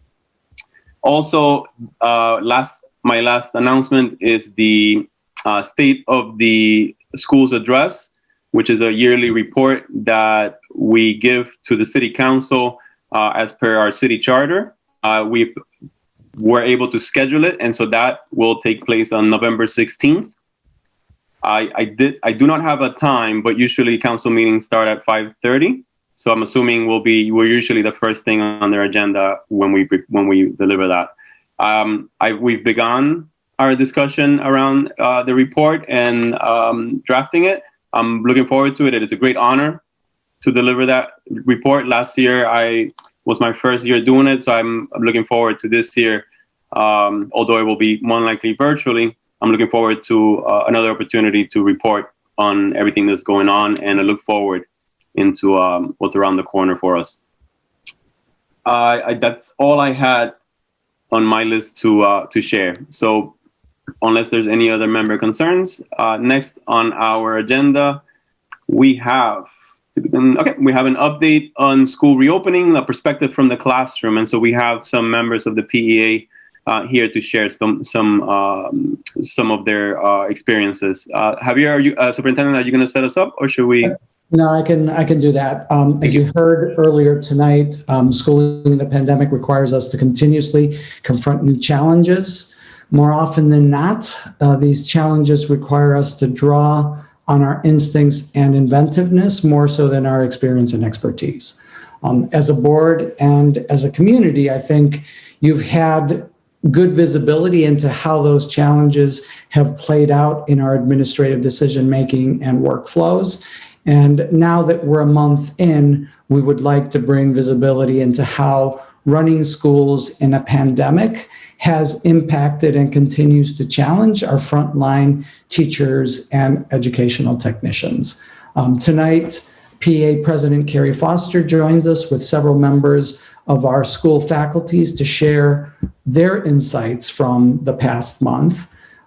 Before I hand it over to Carrie to set it up, I would like to acknowledge board member Tim Atkinson. It was Mr. Atkinson that suggested that as an organization that is committed to hearing firsthand from multiple stakeholders, the board would greatly benefit from an opportunity to hear directly from teachers about how the decisions that we've made along the way are playing out in their daily lives and in their practice. So with that, I will hand it over to Carrie Foster to introduce her volunteers and set up the discussion. And thank you, Carrie, for your partnership and support in helping to bring these varied frontline perspectives on school reopening. Thank you, Javier and Tim, and thank you all really for having us on tonight. I need to apologize in advance. I put some laundry on and there's nowhere else to go. So if you can hear that, certainly my apologies. Anyway, there are 8 of us here, PEA members here tonight, and we're looking forward to giving you a small glimpse into what our worlds have been like this first month of reopening. On the docket tonight, we have adult ed, high school, middle school, and elementary school teachers, as well as a special ed tech and one of our occupational therapists. What we don't have, unfortunately, is an educator from Remote Academy. I actually hope they're spending time with family or doing some sort of self-care activity or sleeping. But honestly, it wouldn't surprise me to find out that they're still working right now. Those staff members have been so dedicated in trying to get this brand new way of doing things running at the highest level possible, as you probably gathered from the presentation earlier tonight. But it is a ton of work, and I know they're feeling overwhelmed. In many cases, they're planning, designing, and delivering instruction to their full cohorts of remote students, learning new tech, communicating with families, and coordinating with the other content, special ed, ELL, and special program team members in Remote Academy, while also juggling requests from colleagues in admin and whatever school they were in last year. This work is never easy, and I think you'll see from who we do have tonight that this year it's especially difficult and people are working harder than ever. I do want to caveat that although I looked for volunteers at all levels and across areas so you could get a snippet of a variety of positions, please know that people are speaking from their own perspectives and they're not trying to represent the hundreds of colleagues who are all having unique experiences this year. Unfortunately, one of the things that COVID does is isolate us into little bubbles when we know that human connection is so important to our well-being. We're all looking for creative ways to do that with our students and each other, even as we know the top priority is keeping everyone safe and in keeping safety sustainable. So I know board members hear from a lot of staff, as I do, but I'm still going to talk just a bit to line it up about what I'm hearing, so any community members on the call can also be tuned into that. First, people are so excited to be interacting with students in a much more targeted, meaningful way than what we were able to do in a few days' notice in March. Many will probably tell you that they wish it were safe to do it in person more. They want to be in person more. But they also recognize that we're not our surrounding districts. We have transportation, spacing, multilingual communication needs that make our student population the most rewarding to teach under any circumstances, but it also makes it more of a challenge for us during COVID. I have no doubt our community will continue to come together around it. And as you saw again earlier tonight with all of our partners, I think that's one reason so many of us purposefully chose Portland. But those challenges are real, and they preclude our making any sort of straight-faced district-to-district comparisons. Second, we are working so hard. And to be honest, I'm seeing some March-level burnout from people who worked through the summer to try to prepare for the unknown. And sometimes I think my number one job is to make sure that they're supported. And I ask for everyone's help in that. It's so easy to second-guess decisions made for a collective when you have the resources and instincts to push for a different one for an individual. But I really want everyone to know that our Portland educators, and that includes everyone here, are working overwhelmingly hard for our community and for what's best for all of us together. It's important that we do that with all of you. And if you have the chance to thank any individual staff member personally, of course, please do so. I know they've earned it. So I guess I'll end the way I began with my thanks to everyone. We so value our students, your children, your friends and neighbors. We value high standards for their safety and their education. We value your collaboration and your patience as we offer the same. So that being said, on to other voices. We're going to start with Heather Wood from Portland Adult Ed, and then I'll introduce people as they go. We'll work our way down to elementary. All right. Hello, everybody. My name's Heather Moore-Wood. I'm a PEA member from Portland Adult Education. I'm a language arts and history teacher there in the high school diploma and college transitions program. I'm also a co-leader of the language arts and ESL programs at our school. And just a quick shout out, my kids go to Lincoln Middle School and Portland High School, and really they're having a really successful fall. So I'm just saying thanks to those teachers and administrators. So it's really, thank you also. It's great to have a superintendent and a board working so hard for us. What things are like at Adult Ed, our situation is a little different because our population is different. They're all adults, and they're also among our most at risk population. So we are pretty much all remote still. We have a little bit of in-person work in terms of new student intakes are somewhat in person, but all of our classes right now are remote. And we're going to be phasing in some small group in person over the next few months. So I feel like this is all of this feels like the right thing for our school. our biggest challenge is that we were already behind on technology even before the pandemic hit. So it has made clear really glaring inequities. We never had, for example, one-to-one devices for students. We had a cart of 25 laptops to share among our 1,000 students each term. So that's what we had before. The students didn't have tech. So that meant the teachers and the students were not used to learning with technology. So we have been getting up and running. We have used that COVID funding to purchase a lot of devices, and we needed to hire staff to support the devices because we didn't have technology staff before either. So we've been on a really big learning curve to teach English and to teach technology at the same time to our students and to our and to teachers, really. We still have a lot of students learning on their phones only, and we're awaiting a shipment of our next round of Chromebooks that we've ordered. Students are coming to just like the challenges are, we have students coming to Zoom class, for example, class on Zoom after working the night shift all night, and they're arriving in class on Zoom, and at the same time, they're trying to take care of their children who are running around the house, and they're also trying to get their kids started on their remote learning day. And they're trying to pay attention to learn some English through their Zoom class. So it's really a huge lift every day.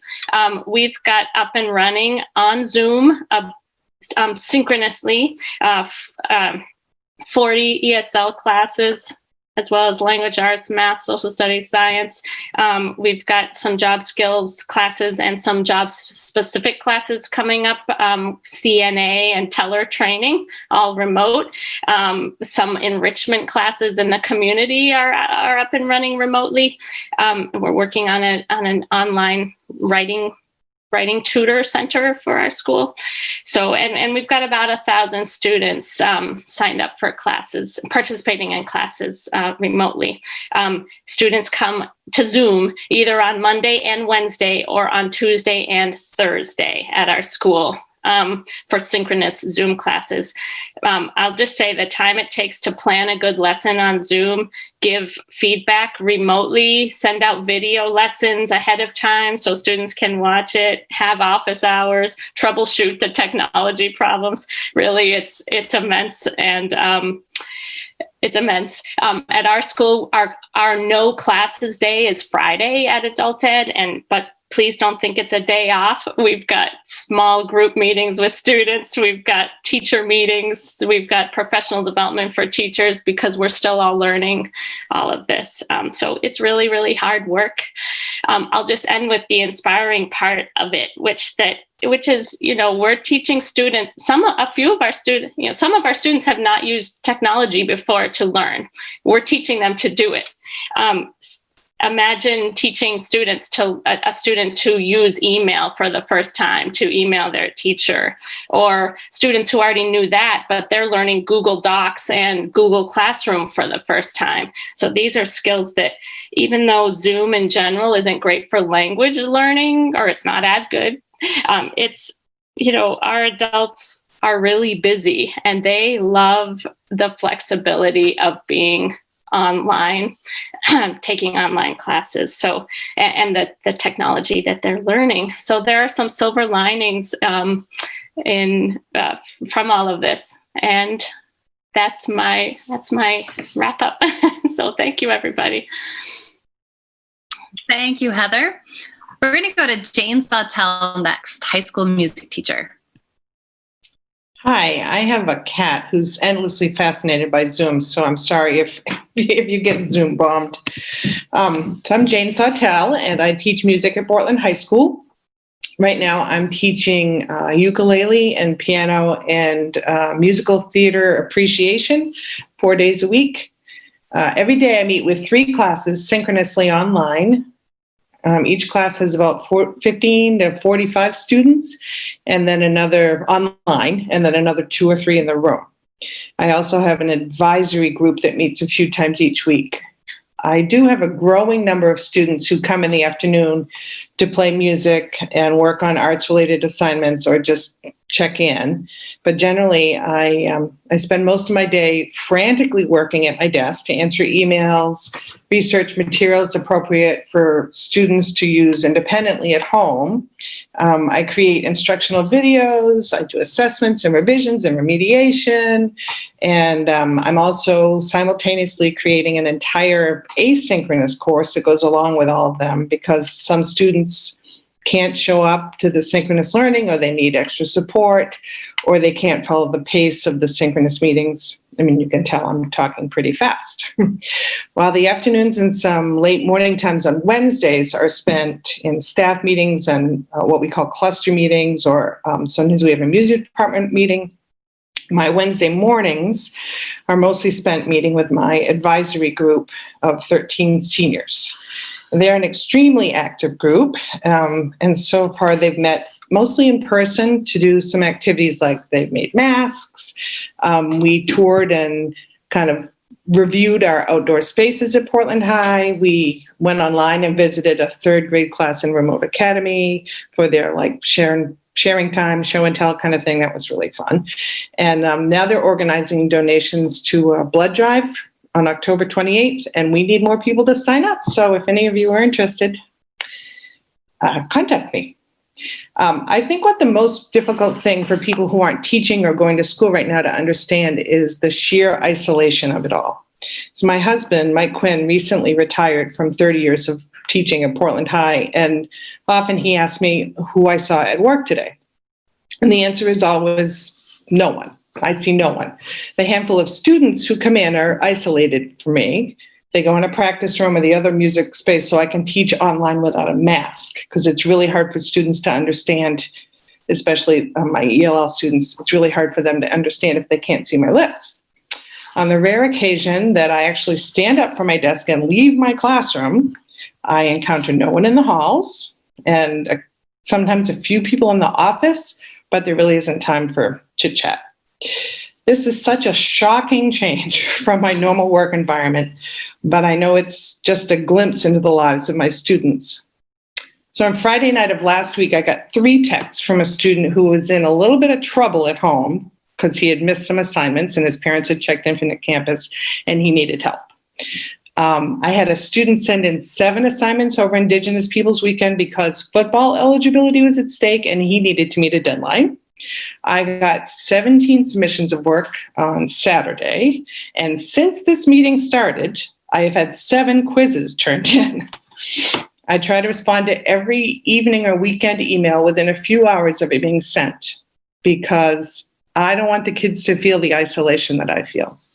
They need to know that their teachers are out there responding and reassuring them that this is all normal. No, it's not normal. It's survivable. It's temporary. I think the biggest difference between the now time and before time is that there really is no distinction between work and not work. There's no distinction between school and not school. There can't be. We're not assessing and teaching our students as though these were normal times. And likewise, our jobs can't be assessed or evaluated for the same reason. We're always at work in some sense, and I think it's going to be that way until we can open the doors to the students and have them safely in the building and then send them home and close the doors behind them.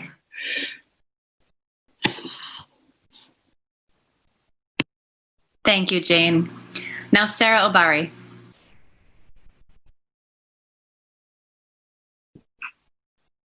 Hello. Carrie said my name right, Obari.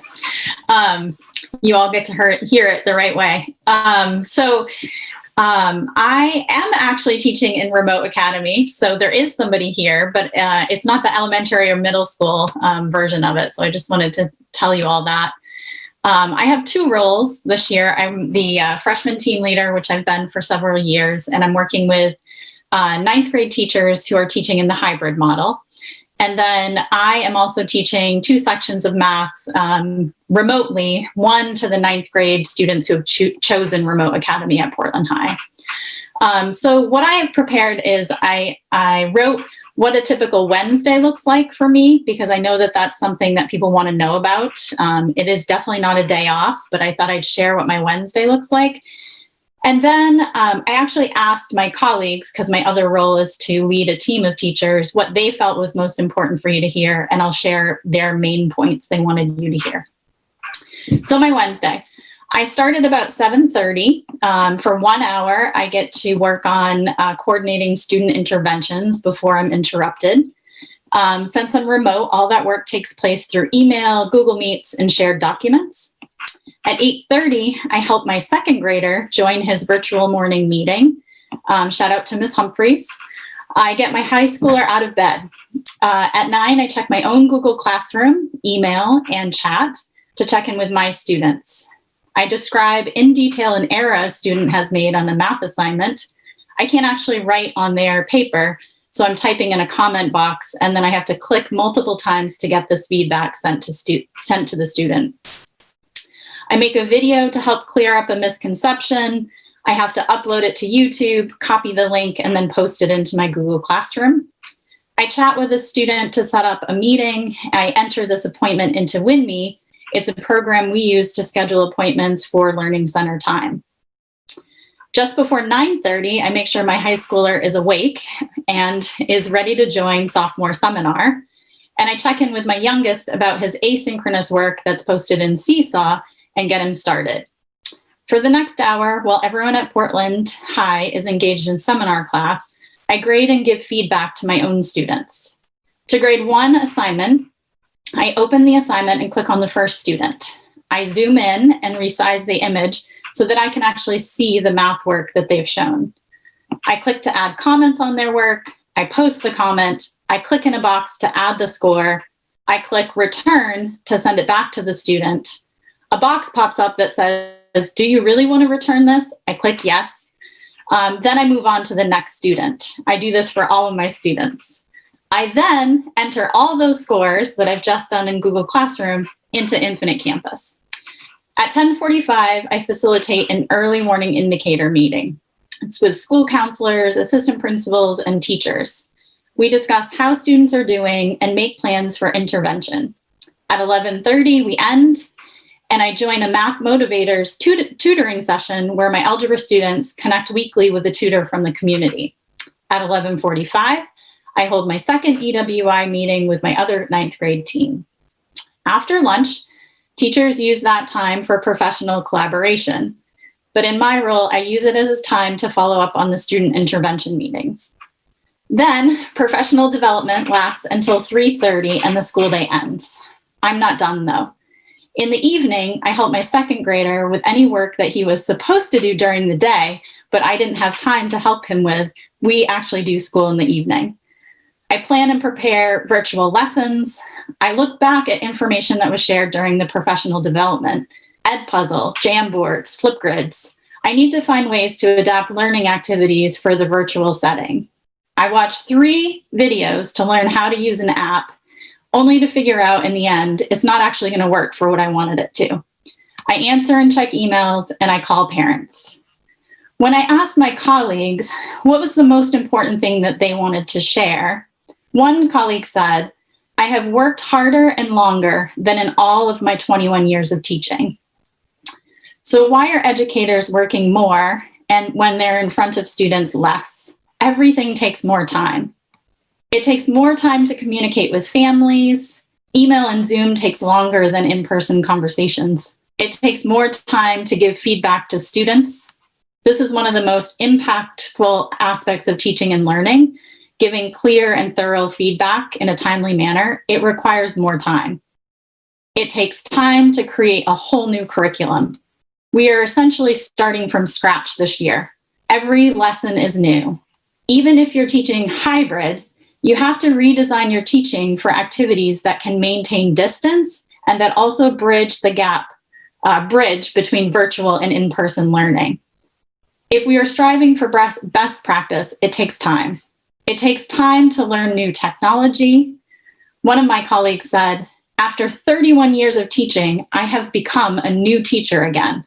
Almost all of the activities, particularly hands-on lessons, have to be revamped. It takes many hours to develop new lessons and learn how to use these tech platforms.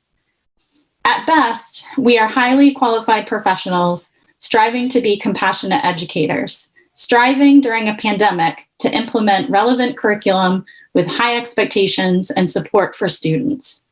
At the very least, we are humans with families and social emotional needs.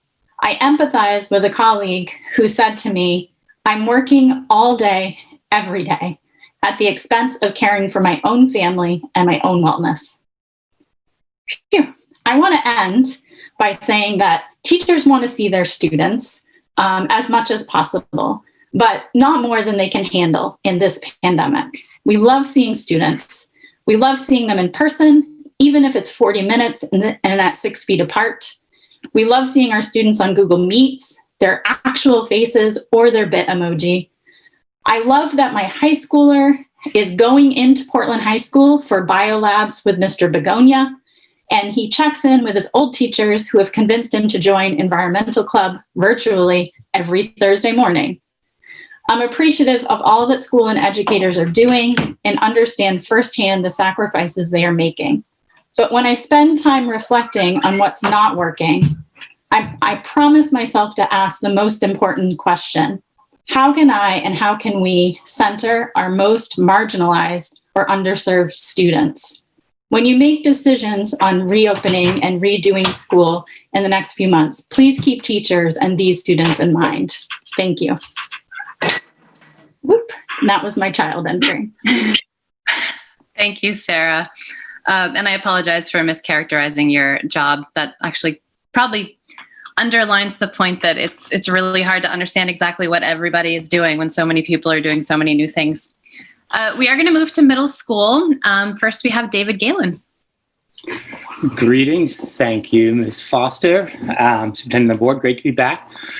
So I was hired as an 8th grade social studies teacher less than a week before students started this year.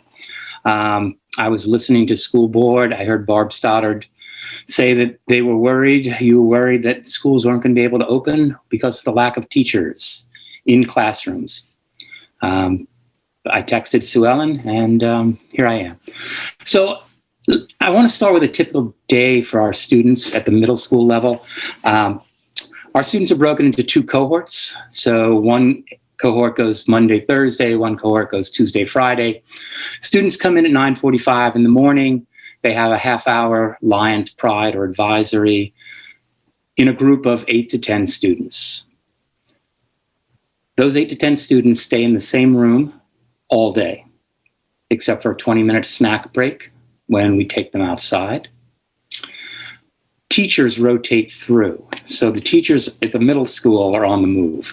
So students have 5 45-minute blocks of instruction. They get English, social studies, math, and science, and 2 related arts.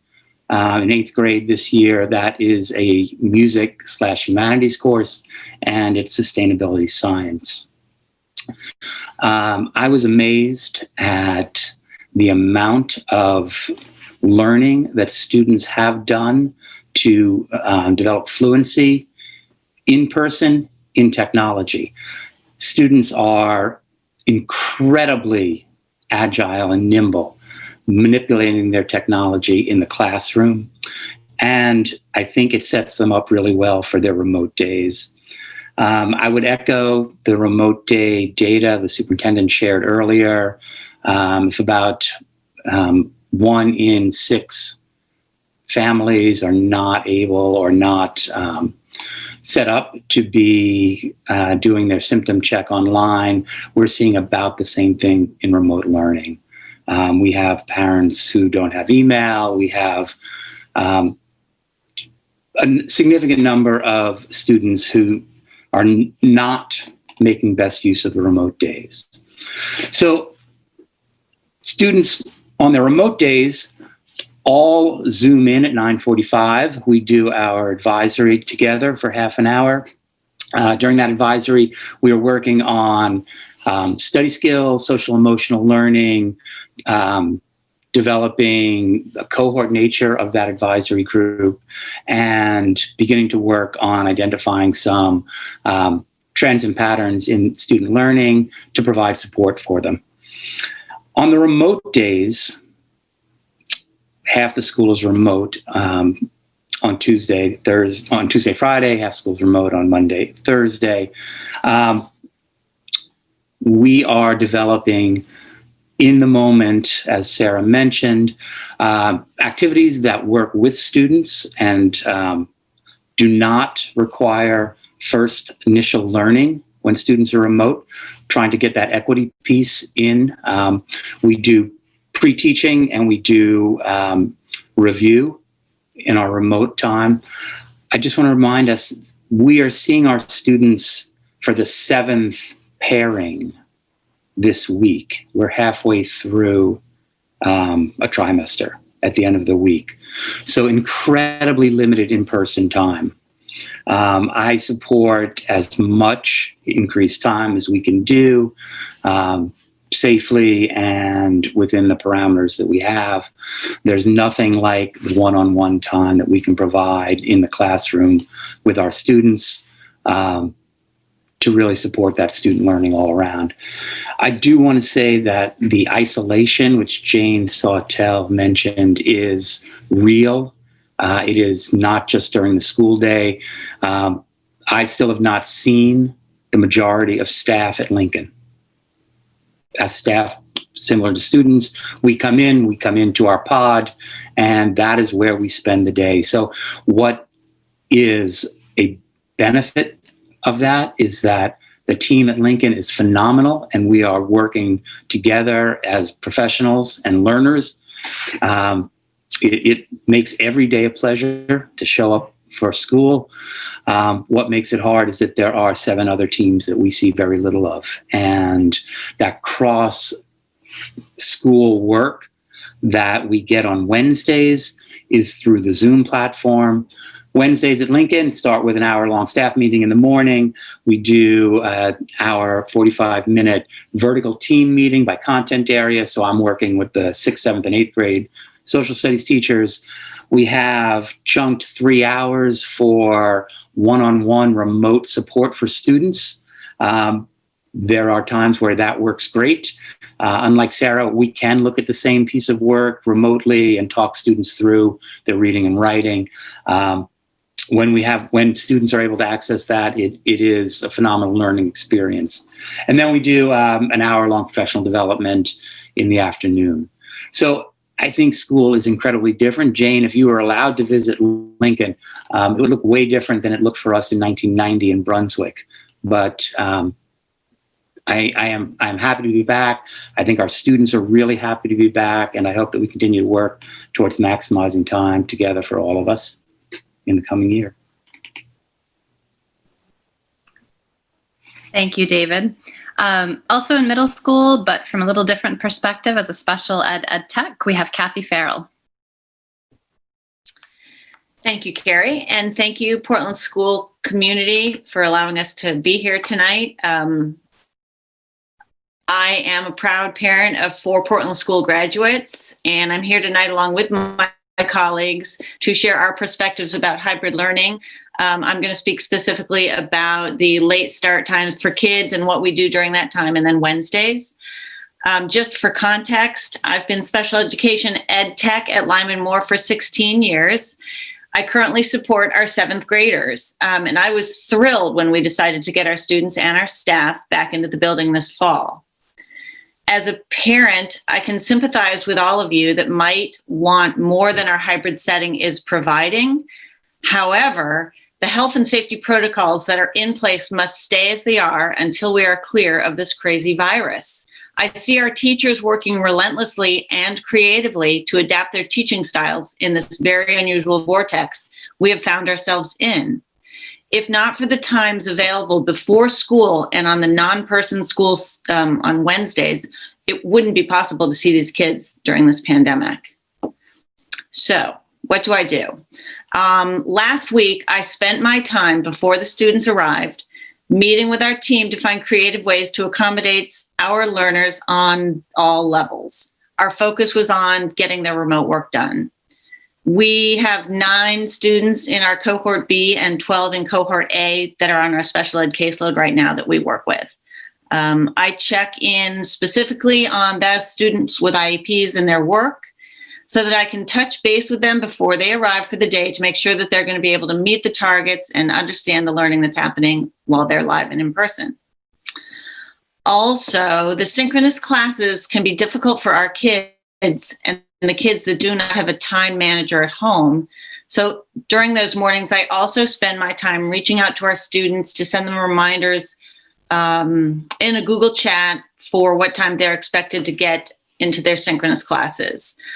Then I go outside to welcome our 7th grade cohort of the day to make sure they have completed their symptom screenings before they come into our building.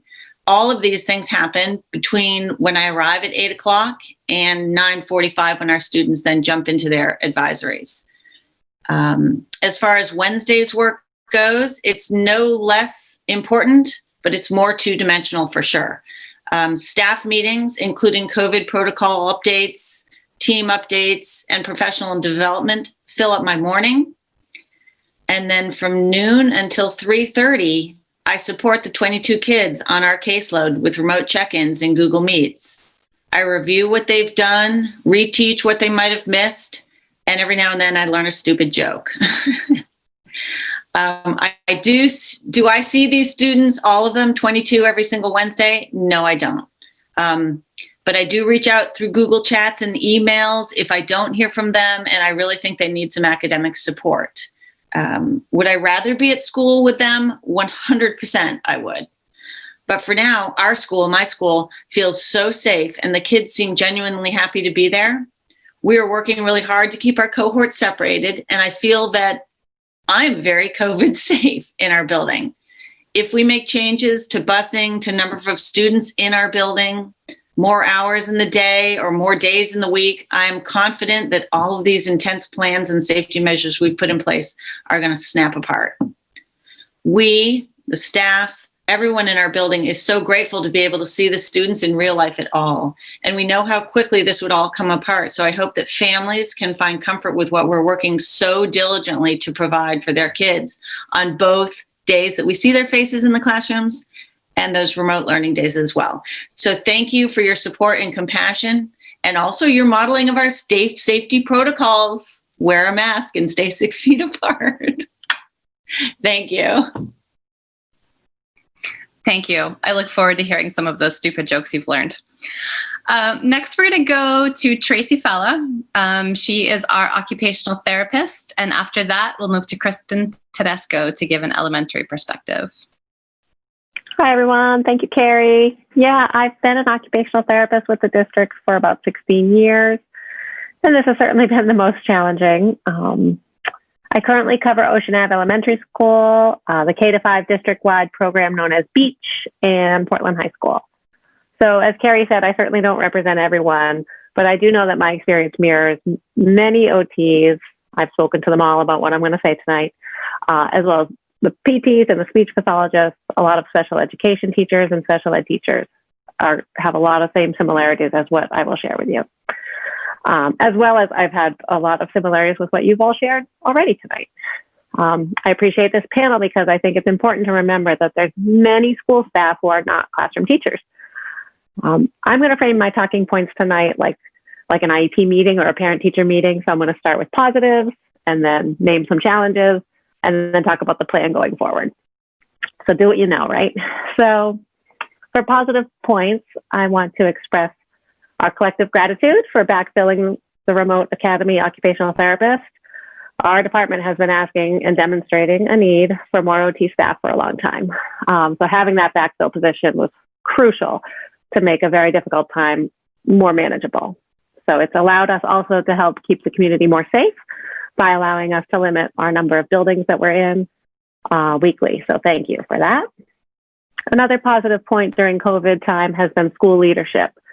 So this pandemic obviously has thrown a spotlight on lots of things, inequities, but also what positive leadership looks like. So listening, supporting, communicating are all positives that I've experienced from my building level and special ed. So as much as I'm going to mention challenges, I don't want them to reflect at all on the administration and the leadership that I have had from them during this challenging time. But there are challenges, right? So I'm going to keep the message simple tonight and just say in one word, safety.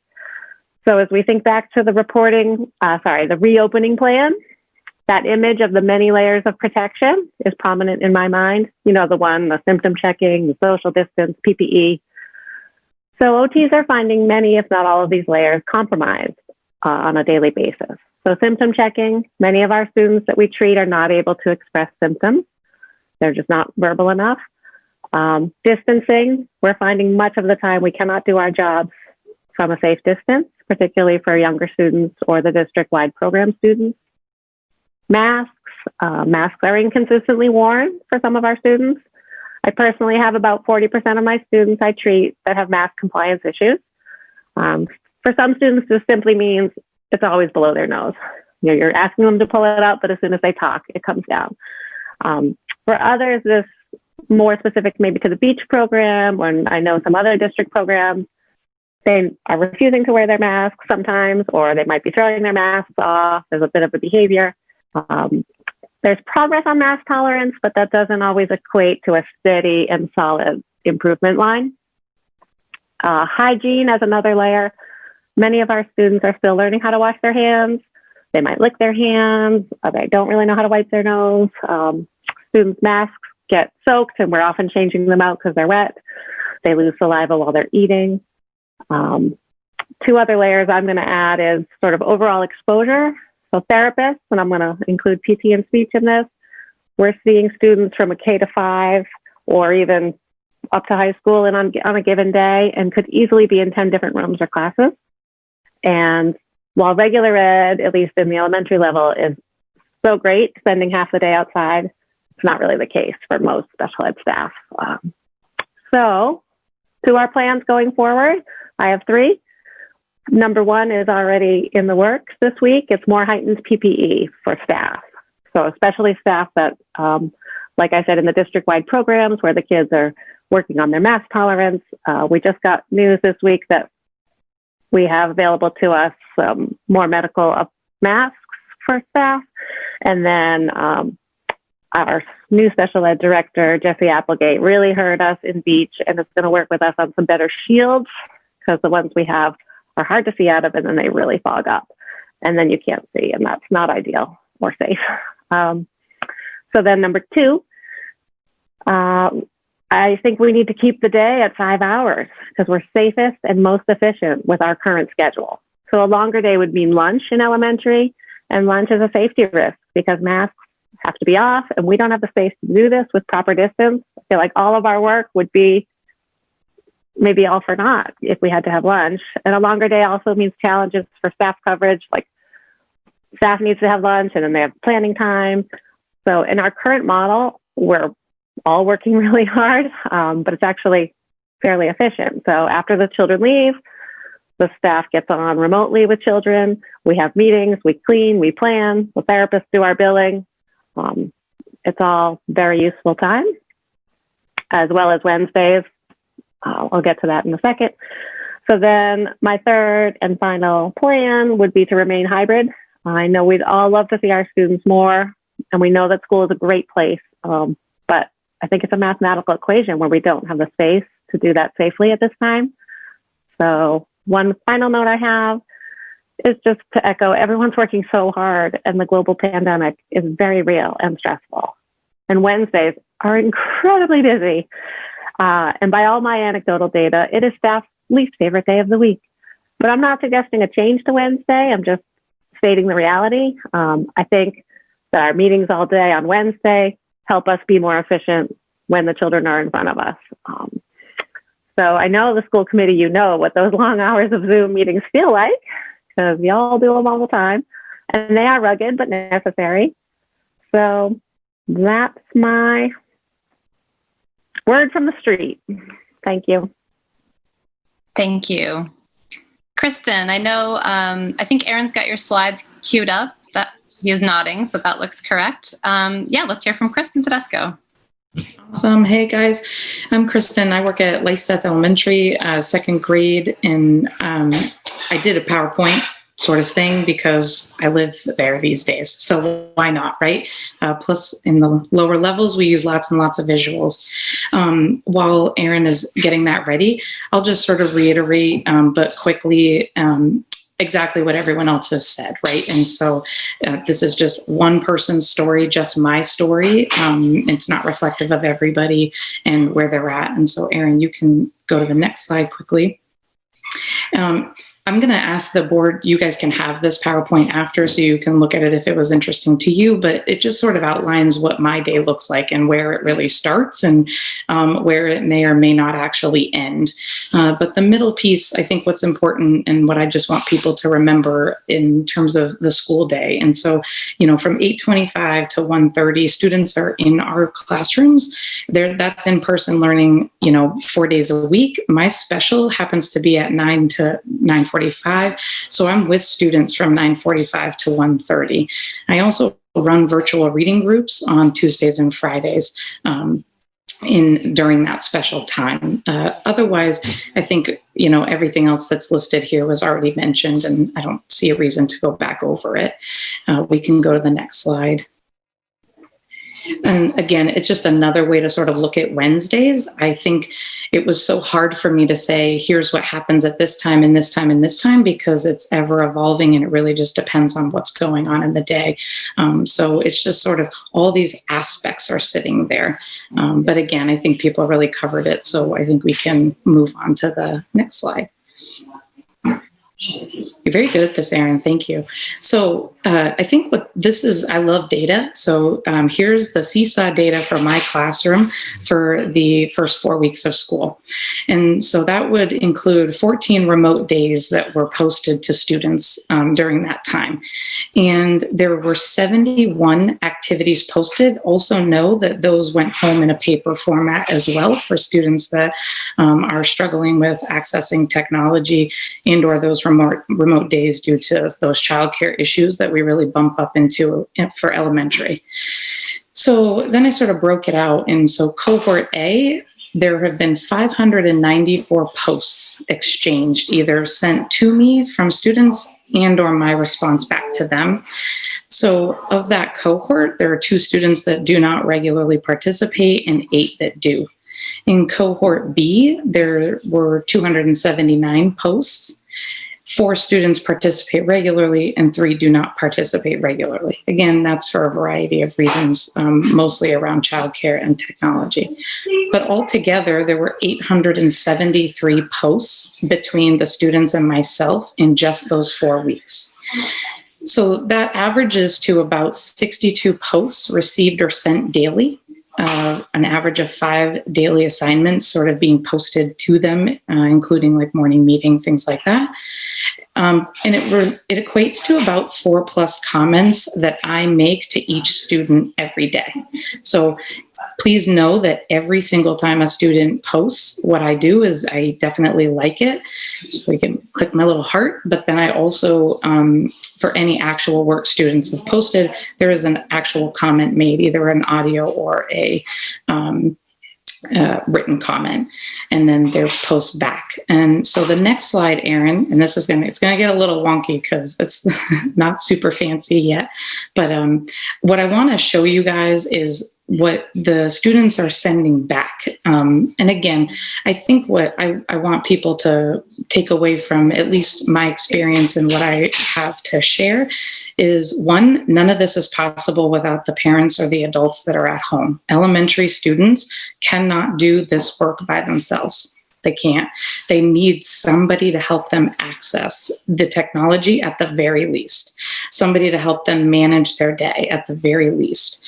And then the other piece to this is that this is hard work, but there are some benefits that we're seeing. There's some positives, and I think they're amazing. So, Erin, if you want to click on the little guy in the top left-hand corner here. So this was his response to me. It's going to send you, and I apologize. This was his response to me when he encountered a math assignment that was just a bit too much for him. And so If you click to the left, Aaron, it will get you right to the video. Oh, sorry. It's really wonky. So when I share the Seesaw activity, you see all the pieces and there's like different pages. So if you, I don't know if you see the arrow. Oh yeah, just click a couple more times. Perfect. And you can press play. Hi, Ms. Tedesco. I'm kind of confused on the quiz. Can you maybe help me on Monday? It's kind of a little too hard for me. Thank you. Bye. Thank you. And so what I love about this is that's part of what we're teaching kids, right? Is take charge of your learning. If it's hard, then stop. And, you know, but then we have that safety net of the in-person time to really go back and support those students. And remote just adds more challenges if we were fully remote. And then Aaron, if you go back to the slide, I also, you know, those posts that I told you about, those numbers, I think they're profound and they're huge. But I want you to know that it's important and it matters to kids. And so, Aaron, if you click on the bottom left-hand corner of that picture, this is a student's response to a comment I gave her about her math work. I think if you just press that arrow and it will play. Thanks. I love the nice comments that you give me. It makes me squeal it makes me squeal in happiness, and I really like the assignments that we do, and I can't wait for more. I mean, these are authentic, not scripted, not sought out.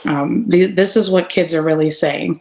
And then I'm going to go ahead and play you these two more videos because this speaks to the social emotional piece that has to be accounted for, especially with little kids.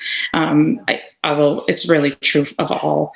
But this is a student's response to me after a morning meeting message that I sent, and really did a bunch of talk around perseverance and what do we do when you know, we encounter something that is really hard, and that all the students were about to encounter something. Also know that I did get permission from all of these parents in writing, so it is okay to share these.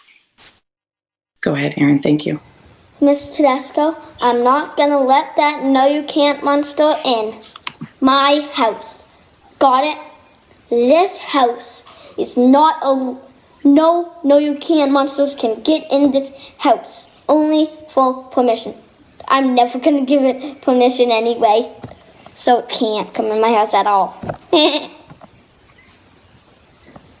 Oh no, it's so good. Yeah, he's quite savvy with technology. And then this is his follow-up post that he made after submitting the work and really working on that math assignment that was actually tricky. So Aaron, if you click on it, but then just sort of scroll like 2/3 of the way and get to about the 56-second mark-ish, and that will bypass his actual explanation of work. I think it's on slide 5. There you go. Miss Tedesco. Perfect. Miss Tedesco, I liked it, and it was a good. It got me struggling a little bit, but I persevered and walked through it. And sometimes I was just like, oh, what is it? Oh, what is it? But I did cover my face and just concentrate for a sec, and I said, I got it. And I put it down on the piece of paper.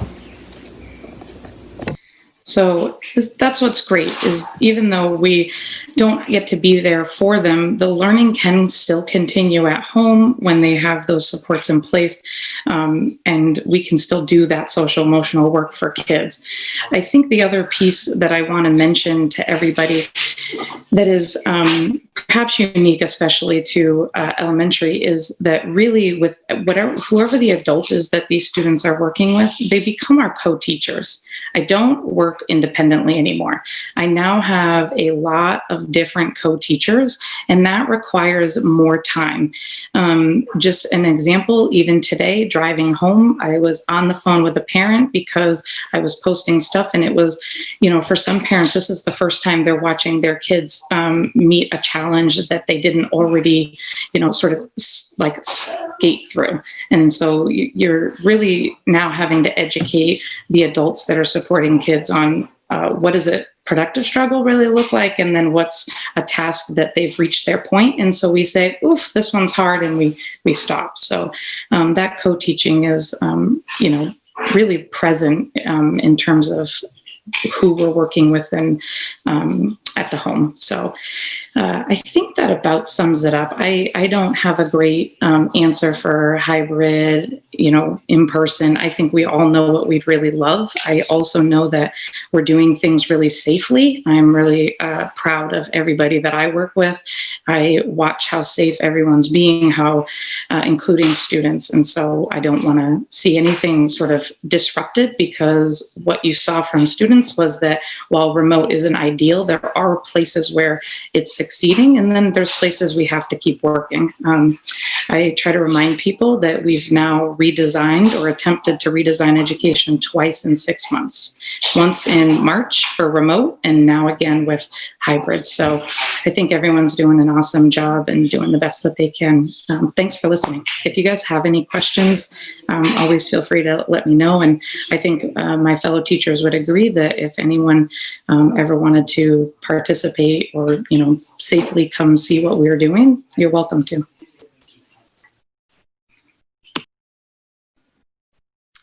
Thank you, everyone.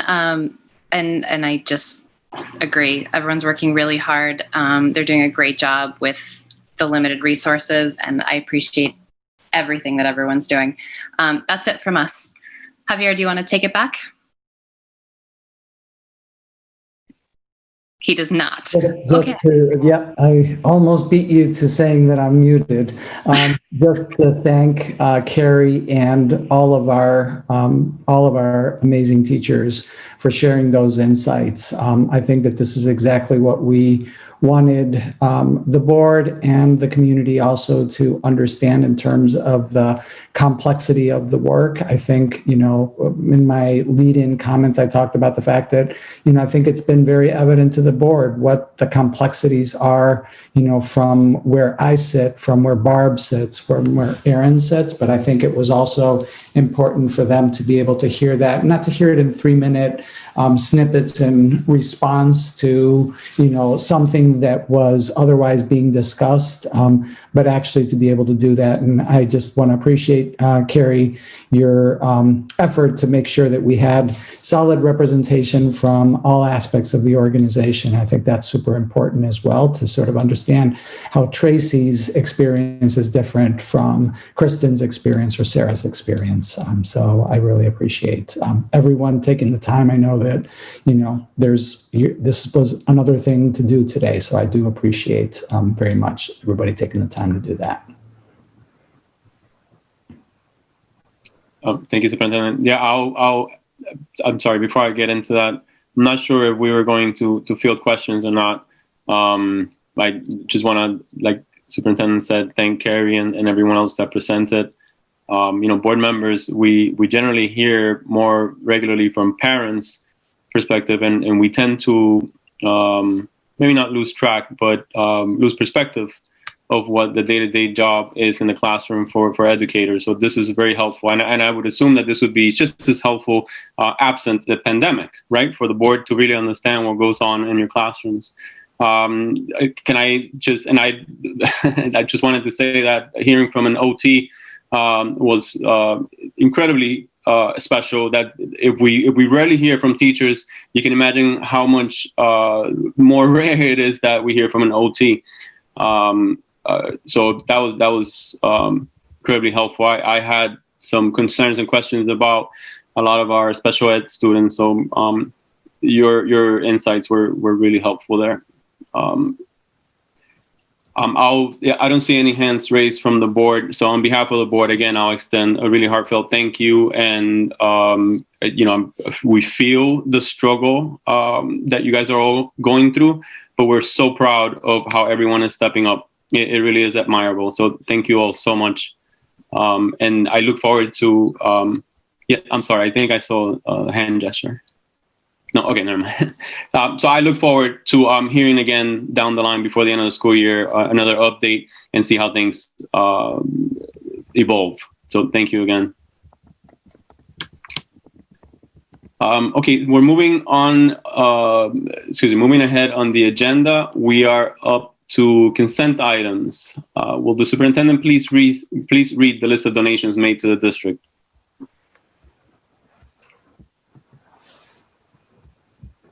Yes, Chair, under Board Policy KCD, the school board accepts by unanimous consent contributions made to the school district of durable goods of significant value and of symbolic importance, and is required by policy. All of the donations are listed in the board memo by name and donation accompanying this item.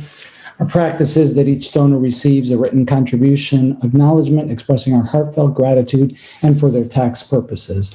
So with that, I would like to thank the many contributors to the Portland Public Schools that have made donations of durable goods, substantial value, and historical or commemorative significance.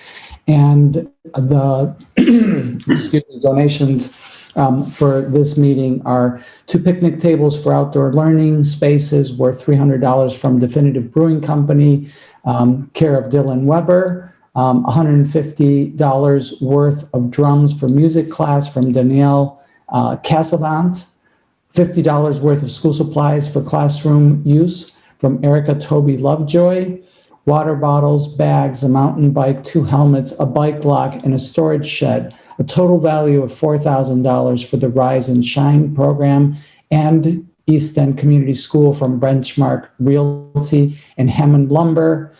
A $4,200 subscription to cybersecurity program for Paths from Defendify, a $100 check to be used for supplies from Erica Toby Lovejoy, $200 worth of plexiglass shields for classrooms from Mike Seed of Barry Dunn and McNeil, $70 worth of canvas aprons for teachers to use in outdoor classrooms from Hancock Lumber, and $323.46 worth of folding chairs from the Home Depot. And I just would like to thank all of those amazing contributors for their support of the Portland Public Schools.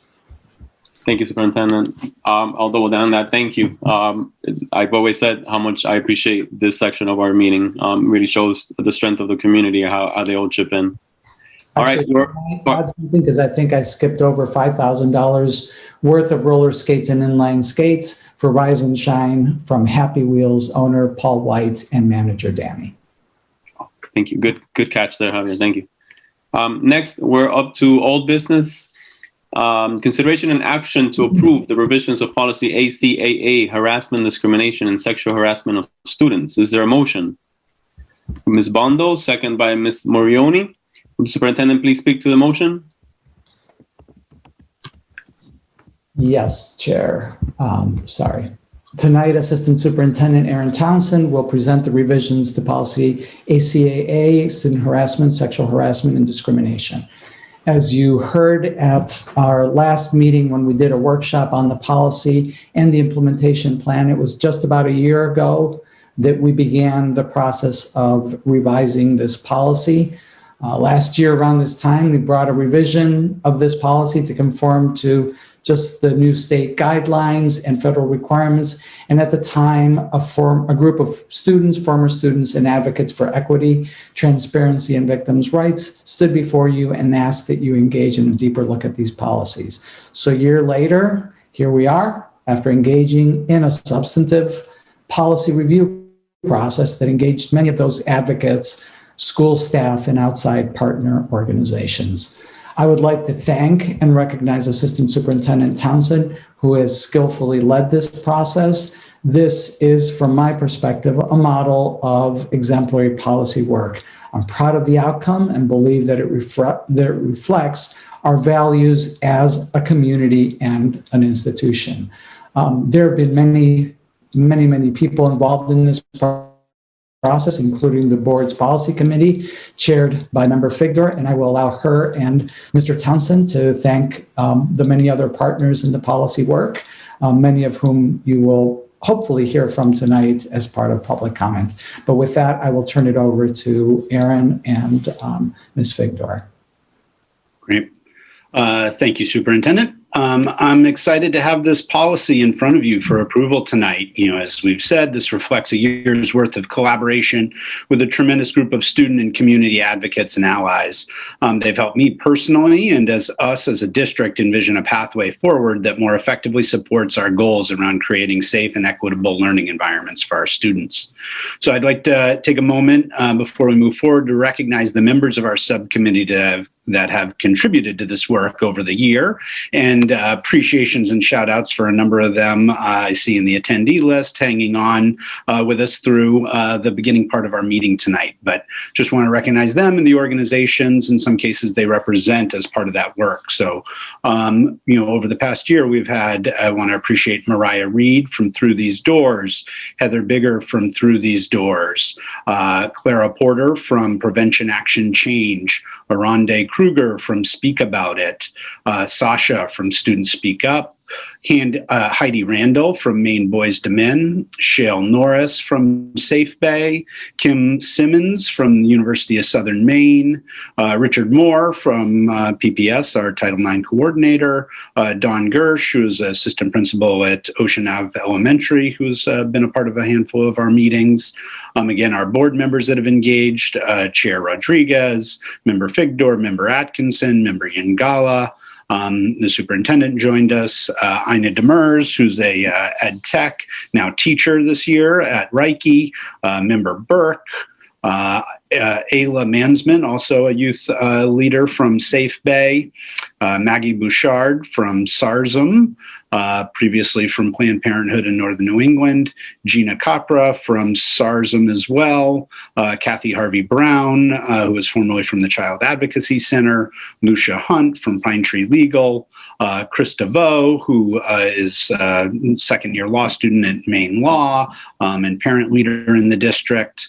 All of these people have been, you know, integral members of our team and the community that's helped to bring this policy to where it is and really brought forward the kind of expertise around creating a policy that complements our efforts, a number of our efforts, equity efforts, to ensure our schools are free from harassment, discrimination, and sexual harassment.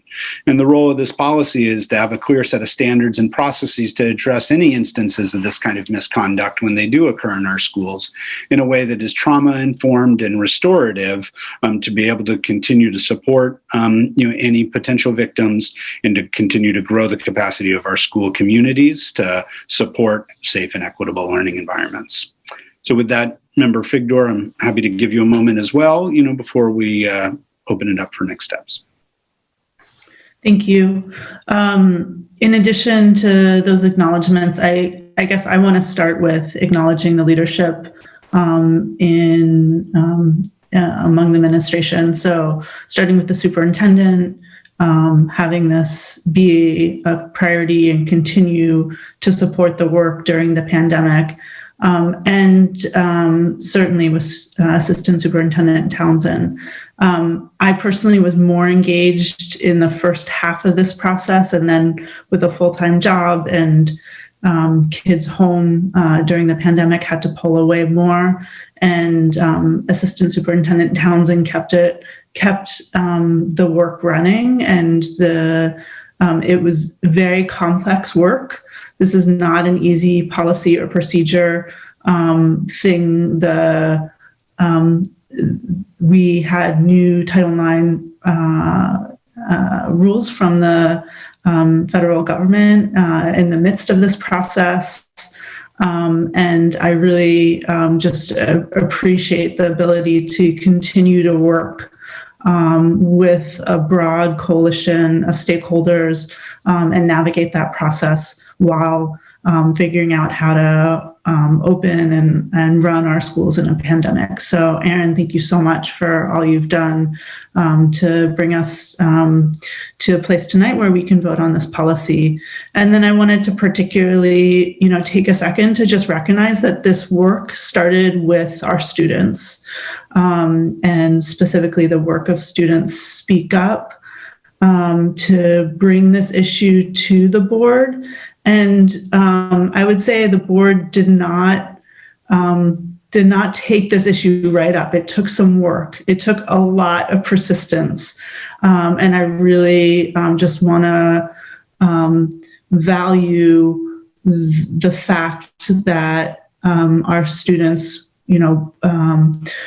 worked hard to put data in front of us that really started to get at the extent of the problem, and worked really hard to be very proactive in helping our district take proactive steps. So I just really appreciate the fact that this came to us from our students and is only the result of very persistent student advocacy that then I think evolved into the last year a very collaborative process with students and a broad swath of members in the community. So thank you so much to Students Speak Up. And then I also just wanted to recognize Kim Simmons in particular, who has just done so much work kind of week in and week out to really help us understand and put forward a policy that is based on best practices and really start to also help us understand what it's going to take to change culture in our school so that we are creating a safe and welcoming environment for all of our students. So thank you so much to everyone who's been involved, and I'm really excited to be at this point tonight.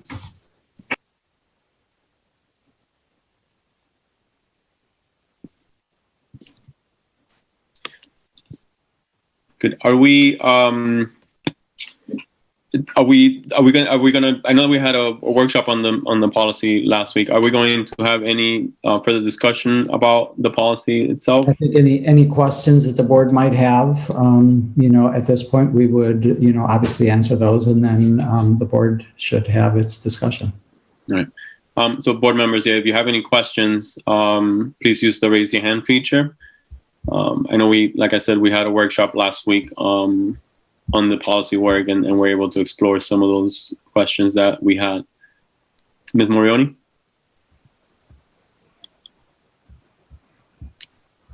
You muted, sorry.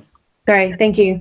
No, my question was with regards to, I will reserve my comments for the comment period, but the only question I had was regarding in the high schools. I know one of the areas of work is to ensure that students have a resource to go to when needed. And I just wanted to get a little bit more information about who, if those people or person has already been designated within the 3 high schools. So not yet, but that is definitely part of the plan, as we talked about last time. We refer to them in the policy, and then the related procedures, the building level liaisons.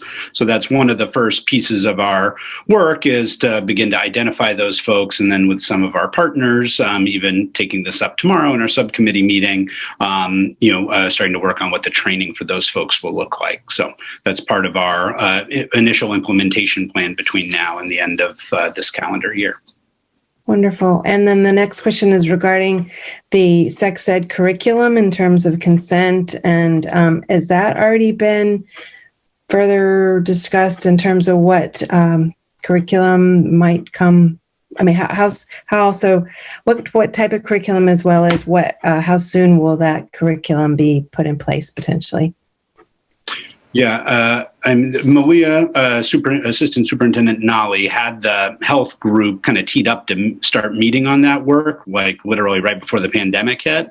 And so I don't have exactly when they're planning on getting back together. So that's on the work plan, and definitely is one of the kind of complementary priorities that we articulate in terms of kind of our prevention efforts in this work. So that was, definitely on the radar to, both in service of this work and in compliance with some of the recent state laws around consent education. So that's on the work plan for the health team for this year. Great. Thank you so much. Thank you. Ms. Bondo?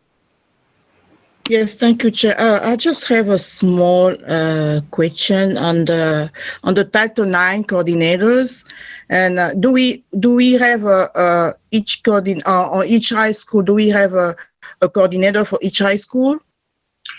No, there's one district level Title IX coordinator that currently is Richard Moore, the Assistant Director of HR. What we at each school, what we are, what we will be implementing if the policy passes is what we refer to as a school level liaison that has this additional level of training and knowledge to be able to help be a resource to students and to be able to help be a communication link to the district level Title IX coordinator, who will help to provide guidance and insight on responding to any allegations of discrimination, harassment, or sexual harassment. Okay, so the thing that we are just to add on that school liaison person, do anything being adding on the training like a cultural competency? Because I think is a key measure to make sure then the person who's that liaison has that cultural competency to be able to bound different aspects or different culture when a student comes forward. Yeah. Yeah. Thank you. Thank you, Chair. Sorry. Thank you. I don't see any other hands raised, so we will take public comments on the policy. Let me go over the public comment rules quickly before we open it up. Okay. So members of the public will have to use the raise your hand feature provided by Zoom. This feature is either found on the webinar control bar at the bottom of your screen, or it could be found by selecting your name on the participant's screen. I will call on your Zoom name and ask you to, and you will have 3 minutes to comment. And should you near the 3-minute mark, I will interrupt you and see if you need additional time, and then we can grant 1 additional minute. And at the end of that additional minute, I will probably mute your microphone. If you can please start your comments by stating your name and your address, and we'll get started that way. I see 1 hand raised right now. We'll go to Councilor Ali, Pius Ali. Let me move you over so you can talk. And I think you can unmute yourself right now, Councilor. Thank you very much, Mr. Chair. Thank you all for the opportunity to speak to you tonight. My name is Pius Ali. I live at 184 Pearl Street here in Portland. To make a disclaimer, I am a city councilor, but I'm not here in that capacity. I am here as a director of Portland Empowered, a program that works with families and students in USM's Muskie School of Public Service. I want to thank you for the work that you put in working out this policy and all the outreach that you did. I just want to say that Portland Empowered is here and hoping that because part of the policy says that you will do an outreach into non-English speaking communities. We want you to know that we are here and we're looking forward to work with you to make sure that earlier board member Bondo did mention that those who will be in the schools should have a culture competency. We are here. It's very sensitive topic in some communities, so it needs someone who knows how to navigate that conversation. And I believe that we have that competency, and we are here and willing to work with you. I earlier reached out to Ms. Figdor and it's likely that in the next few weeks, our parents will host a conversation with her and then see how we can work together to make sure that all our students and families are safe. So thank you very much for having me tonight. And thank you for the work that you've put in this. Thank you, Pius. Next, we're going to Krista Vo. And you should be able to unmute yourself right now, Krista. Okay. My name is Krista Vo. I live at 308 Danforth Street, and I am a mom of 4 Reiki kids. And I just want to, I'm going to keep it short, but I want to say thank you for all the support of this work that was done over the summer and for over the past year. And I really am inspired to see that even as we see a federal revision, which a lot of people have seen as a way to sort of gut Title IX, there's been this effort to really enrich our policy at a local level. And I really just appreciate the effort that's gone into it. And I really think it's going to help to change cultures. And anyway, it's really inspiring to see what can happen on a local level, even sort of working through a tough set of circumstances, which may have been the reason to make a policy something that you didn't want it to be. But I think we've taken sort of what the guidance was and turned it into something really great. So I'm hoping that you will all support the policy, and I thank you. Okay, thank you, Krista. Okay, next we're going to Clara Porter. And Clara, you should be able to unmute yourself. Great, thank you. So my name is Clara Porter. I live at 72 Ratcliffe Street in Portland. And I have had the real honor, really, of participating in this whole process. And I just wanted to point out, and this reflects what Krista was saying, while we generally focus our attention on students at the high school level, these issues start far earlier, often in elementary school. And a policy like this one, the one that's being presented, if it's consistently implemented across all of our schools, I think gives us a real opportunity to change culture in our schools and communities. And when children receive consistent education around affirmative and consent and healthy relationships in an age-appropriate way, and consistent messaging and responses when incidents do occur, I think we'll see far healthier dynamics as they grow up and enter our high schools and then as adults in our communities.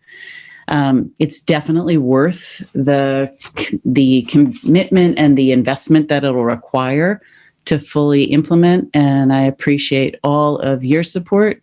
And I certainly pledge my own continued involvement beyond the graduation of my youngest child this year. So I thank you. Great. Thank you, Clara. Yeah, I don't see any other hands raised from the attendees. So I will bring it back here to the board for further board discussion. Board members, if you have anything else to state, please use the raise your hand feature and I'll call on you.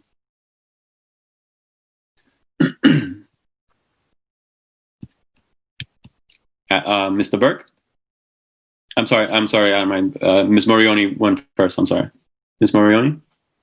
Thank you, Chair. I won't be as extensive as I was during our workshop about this policy, but I just want to say thank you so much to Ms. Figdor for leading our policy committee with this work, and to Mr. Townsend for remaining, again, just steadfast in working with our partners in the community. I completely agree with our superintendent that this is one of the best policies that I've seen in my 12 years on the board. I'm extremely excited to vote in favor of this policy tonight. I think it represents, again, it came directly from student voices, and that to me just makes me just so it makes me just so proud to be voting on this policy, to see, again, as my time on the board is ending, it just makes me very happy that I get to vote on this as one of my last actions. So thank you so much to all of the work and all the hard work of the community, and most importantly to the students who were brave enough and consistent enough, persistent enough to come forward with this work. And thank you. Thank you, Ms. Morioni. Next, Mr. Burke. Yeah, thank you, Chair. So before I was elected to the board last year, I had conversations with some of the folks that were trying to get traction to take up this work, and were wondering why it was so hard to get traction to get it going. As Member Figdor reflected, that it did take a lot of persistence. It was just a meeting or two before I was formally part of the board that young alum and others spoke and requested that the board take up this work, and I spoke in favor of this work at that time as a member of the community, and it's certainly been an honor and a privilege to be part of the work that's unfolded since then. I'm proud that it's part of my first year of service, but all the credit goes to all those that have been named thus far, and just the pride and good feelings that you feel, Chair, when you hear the donations read. I think this is another way in which the community has certainly leaned in a profound way to ensure that our students and our schools are safe and places where people can safely be who they are in many different dimensions of their identities. And it's a piece of policy that hopefully will be a cornerstone of our student experience moving forward. So I will very proudly vote in support of this. And thank you all again for your diligent work to get us to tonight. Thank you, Mr. Burke. Ms. Figdor? Thank you so much. I think the couple of things I wanted to say is, you know, this policy and passing this policy tonight will mark a new chapter. It's the start, really, of a lot of work that needs to be done to change culture within our schools. And it's going to take a continued commitment from this board, as well as from the administration. It's going to take a continued commitment in terms of resources. And I know that I will be kind of first in line to make the case when needed that we absolutely have to devote the resources to ensuring that every student can attend school free from harassment and discrimination, that every student can feel safe and welcomed in school. So as we, you know, we know that we have a lot of work to do.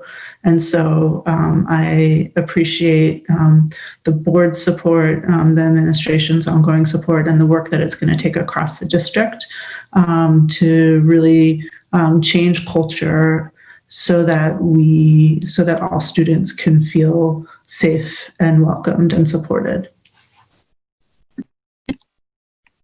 Thank you, Ms. Figdor. Ms. Bondo? Mickey? Thank you, Chair. Just want to say that policy is a masterpiece, and I just want to say thank you to the whole team since the beginning. And I've been a strong advocate for years about those issues being really impacting most of our students and family members. And I just want to say why I'm really in favor on voting on that policy tonight. When I read on the Washington Post one article in October 15, is really what made me proud to be a member of the community and member of the board. The increase of the sexual violence and assault in our public schools since 2015 to 2008. And like one of our attendees, Clara, just mentioned, it came all the way from the K to 12. So any exceptions on any level of education institution. So some of those advocates in the article, they be on the score, how the school must be prepared to handle those kind of situations. And when I look at what we're doing tonight, it's just the right time. It's the right time for us to make sure that the Portland Public School is handling right. How that policy can be the masterpiece to be a proactive ways, and be a backbone where the culture, the change of culture can happen. And I'm just so proud because most of the time we're writing policies, but the implementation is the one makes the change more happening. Because we need to make sure that the school are treating all our students equally, fairly, regardless the race, gender, and disability. And then we make sure that the voice of our survival can be loud. And then they can find a way to be healed among that transformative capacity, when they can have someone to listen. And the success to our policy or our implementation will depend on the board and will depend on some follow-up, how we handle those cases, how we collect data, how we make sure that we have that cultural broker pieces involved in the implementation, so all voices and all students can be heard. And I will vote yes to make sure that a masterpiece can just start taking our change forward. Thank you, Chair. Thank you, Ms. Bondo. I don't have anything to add. I think I'm incredibly proud of the board recognizing the magnitude and significant value of this policy. I'm really happy that we've spent so much time recognizing the many members of the community that helped. I want to bring it back to a member of our leadership team, Assistant Superintendent Aaron Townsend. As many of you know, Mr. Townsend has not been in the district that long. I'm thinking like this has probably been the one thing that he's worked on probably the entire time that he's been here. But just to acknowledge that for someone who is new to the district and was able to have meaningful engagement with so many members of our community and create such an amazing policy that clearly is going to have the support of this board and so many people across the district. And I was not in every meeting, but the ones that I did attend and everything that I heard, just the masterful way that Aaron facilitated conversations, that he kept updated, he kept people updated on the progress, and of course delivering it today. Even last meeting during the workshop, just his presentation and the way that he was able to contextualize everything that happened over the year just really speaks to how much he's mastered this topic, and that we are, as leadership goes, we're in great hands with someone like him helping us to organize this work.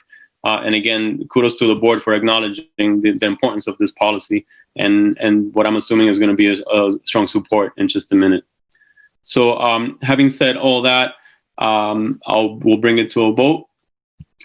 All those in favor of approving, of approving the revisions of policy ACAA, harassment, discrimination, and sexual harassment of students, by roll call, please indicate, and I'll have the superintendent call the roll. As soon as I unmute myself. Mr. Atkinson? Yes. Mr. Balfons? Yes. Ms. Bondo? Yes. Mr. Burke? Yes. Ms. Bigdor? Yes. Ms. Morioni? Yes. Ms. Trevorrow? Yes. Ms. Yangala? Yes. And Chair Rodriguez? Yes. And so that's unanimous with the students voting with a majority. Thank you all for that one. We should all be really proud of that one. Next, consideration and action pursuant to sections 2307 and 1485, subsection 4 of Title 20-A, to authorize the superintendent of schools to transfer from available funds budgeted from FY 2020 fiscal fiscal year operating budget, no more than 5% of the total appropriation of any cost center to another cost center or among other cost centers of FY 2020 fiscal year operating budget, provided that the total FY 2020 fiscal year operating budget shall not be increased by such transfers. The superintendent shall provide written communication at the time such authority is exercised. Is there a motion? Ms. Trevorrow, second by Ms. Morioni. Superintendent, do you need to speak to this motion? Yes, briefly.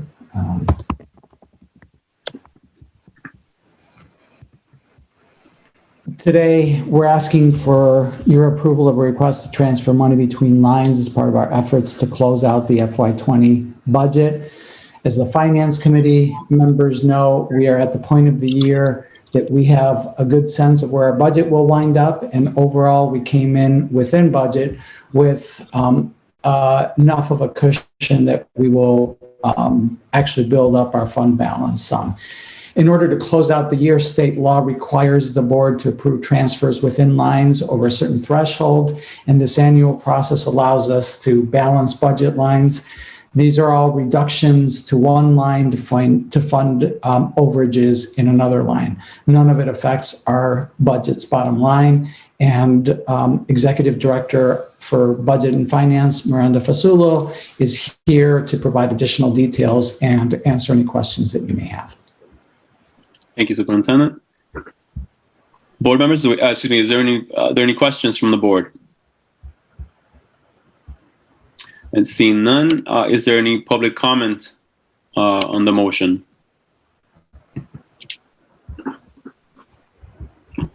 I don't see any hands raised, so I'll bring it back to the board for further board discussion. Yep. Don't see any hands raised. Just want to underscore this is a procedural vote, and like the superintendent said, does not have an impact on our overall budgeting lines. So having said that, by roll call, please indicate if you approve of you approve to authorize the superintendent of schools to transfer from available funds budgeted for the FY 2020 fiscal year operating budget no more than 5% of the total appropriation for any cost center to another cost center or among other cost centers of FY 2020 fiscal year operating budget, provided that the total FY 2020 fiscal year operating budget shall not be increased by such transfers. The superintendent shall provide written communication at the time such authority is exercised. The superintendent can please call the roll for votes. Yes, Chair. Mr. Atkinson? Yes. Mr. Balfons? Yes. Ms. Bondo? Yes. Mr. Burke? Yes. Ms. Figdor? Yes. Ms. Morioni? Yes. Ms. Trevorrow? Yes. Ms. Yangala? Yes. And Chair Rodriguez. Yes. And so that passes unanimously as well. Thank you. Next, consideration and action to appoint Roberta Rodriguez to represent the Portland Board of Public Education at the MSMA Delegate Assembly and vote on the resolutions consistent with the will of the board. Is there a motion? Ms. Morioni, second by Ms. Figdor. Superintendent, will you speak on this motion as well? Just as the motion indicates, this is to appoint a representative from the board to be at the MSMA Delegate Assembly and to vote on the resolutions. As part of the meeting today, as part of that meeting, the membership is asked to vote on resolutions that have been formulated by the MSBA's Resolutions Committee. And so after this action now, the formal appointment will also be asking you to provide direction to Chair Rodriguez on the board's views on the 4 resolutions that are up for a vote at the MSBA Resolutions Assembly. So we now will start with the appointment of a representative, and then we will get into each of those resolutions. Thank you, Superintendent. Any questions from the board? I don't see any. Ms. Morioni. I just had a question. Do you have to attend in person, or is it all going to be virtual? Yeah, so this year, the assembly and the annual conference are all going to be virtual. Right. which is obviously their first time doing it this way. See, they've all of the regional meetings and everything that they've been doing up to this point has been virtual. I've attended a couple of them, and they've actually done a phenomenal job of putting out information through those webinars and meetings. So it's been they've facilitated those meetings very well. So I look forward to the assembly as well. Great, thank you. Definitely. If there are no other questions, is there any public comment on the motion?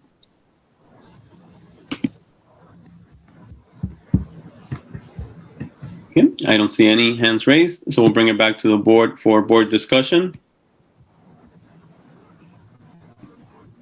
Don't see any hands raised. Oh, yes, Mr. Atkinson. Go ahead. I just wanted to say thank you, Roberta, for stepping up and representing the district. It's great to have you out there as our voice and our representative. So thank you for offering to do this.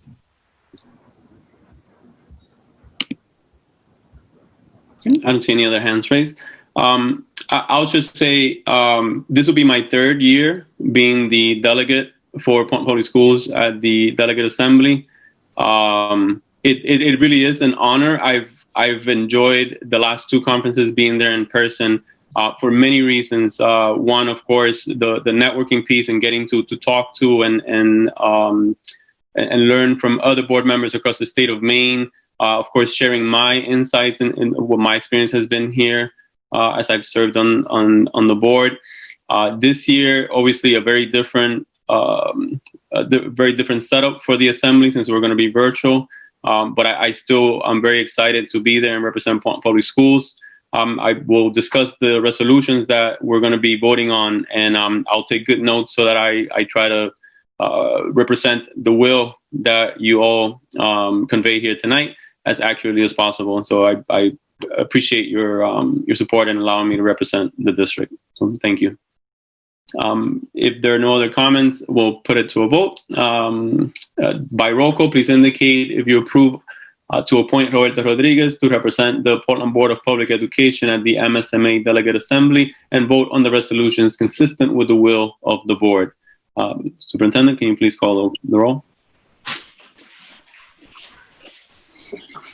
Yes. Mr. Balfons? Yes. Ms. Bongo? Yes. Mr. Burke? Yes. Ms. Figdor? Yes. Ms. Morioni? Yes. Ms. Trevorrow? Yes. Ms. Yangala? Yes. And Chair Rodriguez? Yes. So that motion passes unanimously as well. Thank you all. Appreciate that. Next, consideration and action to determine the board position on 2020-21 MSMA Delegate Assembly Resolution, Development of Distance Learning Plan. Is there a motion? Ms. Morioni, second by Ms. Bondo. Superintendent, please speak to the motion. Yes, Chair. So as I indicated earlier as part of the meeting, we are asking you to weigh in on each of these resolutions. So as part of that, I'm planning to read each of the resolutions and then offer my comments and recommendation. The plan is for the board to then move to either support my recommendation or amend it in any way that makes sense. And ultimately, I just want to sort of remind the board that the goal is to give guidance to Chair Rodriguez as he participates in the MSBA Resolutions Assembly. It has been the practice of the board to do this, acknowledging that in the course of the assembly, these resolutions may change and that the board's representative is informed but not bound by the board's direction tonight. So with that, let's begin with the first resolution. And I guess I'll ask you, do you want me to read the resolution? I know that it's there for everybody and I can read it and the rationale, or I can just go straight into my my recommendation comments. My sense is, having read through these, that they're pretty straightforward, including your rationale. So if you want to just quickly summarize and go straight to your rationale, that, at least for me, would be sufficient. I don't know if other board members feel differently. Is that okay for everyone? I also am sensitive to the time and reading all of those. So the first one is the developing a distance learning plan for the state. From my perspective, there is much to support in this resolution. As you saw during some of our teacher presentations today, and even through Assistant Superintendent Nally's presentation, we've throughout wondered and tried to identify what the silver linings are in this otherwise incredibly challenging year, and clearly how to leverage technology into the future is one of those silver linings. So the extent to which we're able to do that will definitely benefit from a concerted and non-duplicative effort. And I believe that doing this statewide, so some form of a statewide undertaking, is probably an advisable way to do that. I am hesitant to support language that includes the assumption that funding for distance learning should be a part of the funding formula for the state. A more moderate approach that calls for the work to include a consideration for how best to fund this work on an ongoing basis would be preferable to saying that, and it just should de facto be included in the funding formula. So I'm concerned about that portion of the resolution and would advocate for us not supporting it in its current form, and instead in the resolution assembly introducing language to modify the standing resolution to add the funding considerations to the undertaking, to the statewide undertaking that otherwise this resolution calls for. Thank you, Superintendent. Do we have any questions?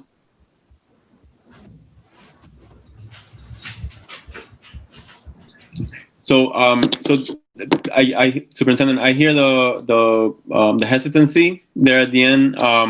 As it stands, though, the recommendation to the board is to support it. To not support. I'm so sorry. Excuse me. Is to and then instead for you to advocate at the delegate to modify it. Yeah.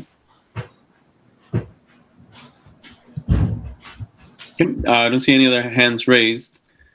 So we'll move it. Excuse me, Mr. Atkinson. Yeah, sorry. These resolution votes always confuse me on the form of them. Like, are we? So, do we have to modify the wording to say that we want to not support? Okay. Sorry.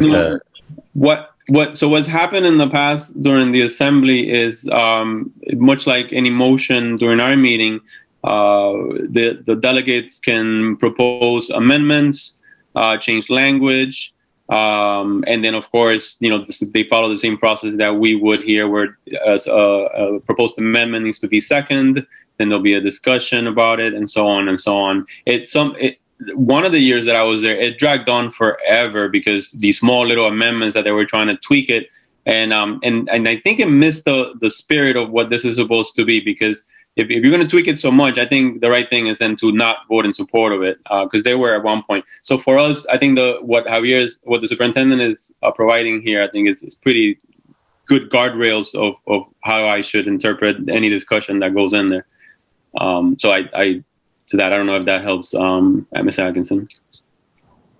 Yeah, and I think just in terms of the form, the way that this the action the board is being asked to take is to consider and act on to determine the board's position on the resolution to develop a distance learning plan. So in this case, you would be voting to not support that resolution. Board Chair Rodriguez has guidance for making some modifications, introducing an amendment to the resolution, and that would be my recommendation. So a yes vote here is to approve your recommendation. Correct. Got it. Thank you. That it is tricky though. I get that. All right, so Ms. Morioni. So yeah. Yeah. I just wanted to clarify what the superintendent said with regards to the funding formula. So, Javier, you don't think that they would be working towards a plan to adding more to the funding formula to assist with distance learning? They would actually have to take a percentage of what we currently get for that. I don't know that. So I think that's my concern, is that it's not clear that it would be adding additional dollars to the funding formula. And even if that were the case, I don't necessarily think that, without knowing what the funding would go towards, if there are other priorities that don't get funded as a result, I think that that is the conversation. So I think that as MSBA with other stakeholders engages in this conversation, they should also talk about where it gets funded and how it gets funded, as opposed to just assuming that it is built into the funding formula. Okay, thank you. Yep. If we don't have any other comments, we'll take it to a vote. By roll call, all those, please indicate if you're in favor. Excuse me. This is, if you are in favor of the, the motion doesn't read correctly. In favor of voting to not approve this resolution at the delegate assembly. I see Mr. Burke laughing at me over there. Yeah. But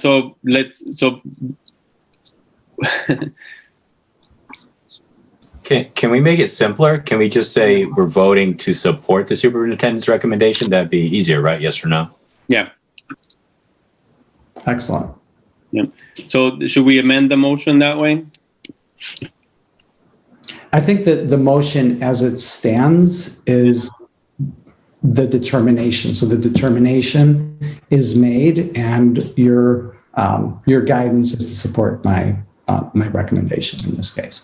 Excellent. All right. So then we'll say all those in favor of approving the superintendent's recommendation, please indicate by roll call, and we'll have the superintendent call the roll.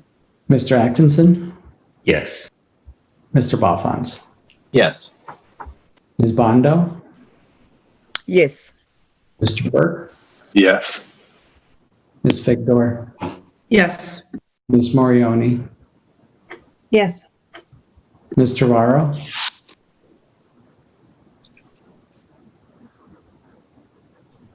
Nope, I don't see her. Okay. Ms. Yangala? Yes. And Chair Rodriguez? Yes. And so the motion passes unanimously. That's a 7-0 vote. Next, consideration and action to determine the board position on the 2020-2021 MSBA Delegate Assembly Resolution, building stronger family support for education. Superintendent?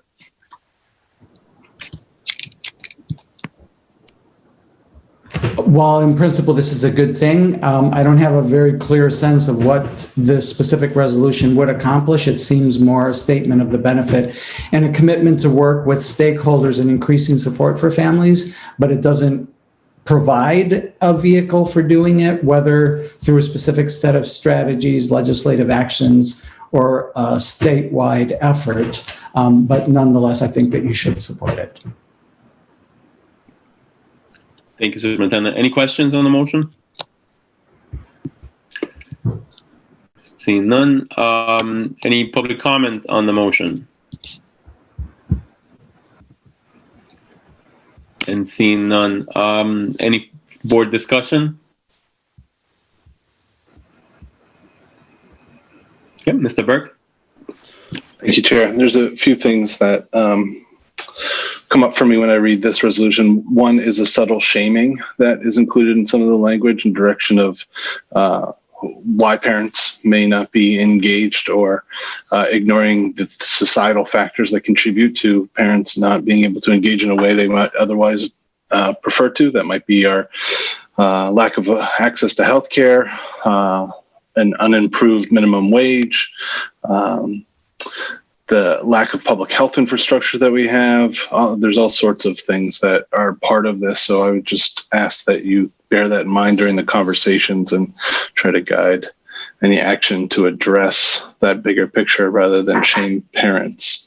I would also note that sometimes schools are not well set up for parents and families to participate in their children's education. And this is definitely a two-way door, not just a one-way. It's just my comments and thoughts. Thank you. Yeah, and duly noted, Mr. Burke. Any other board discussion? Okay, seeing none. Yeah, I think this is the same thing. The rationale here is pretty clear. So we can put it to a vote. Okay, so all those in favor of, were you going to say something, Superintendent?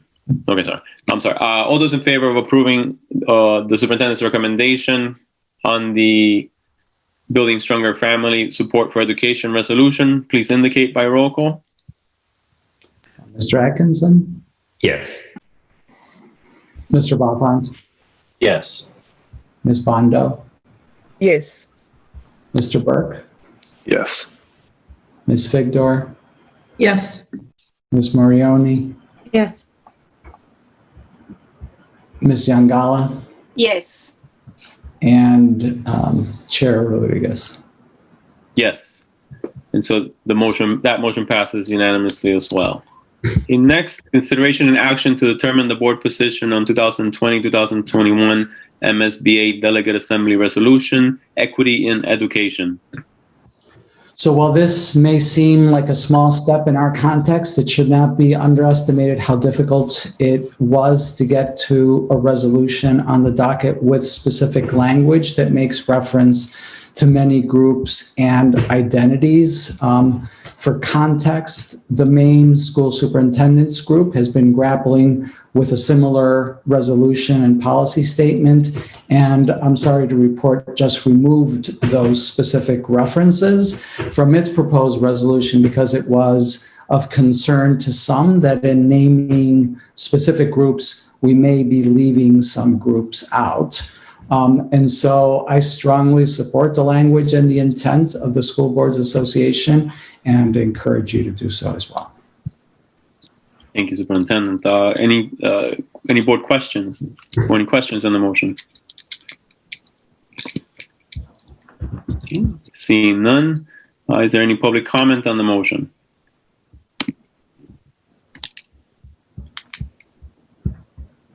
Again, seeing none, we'll bring it back to the board for further discussion.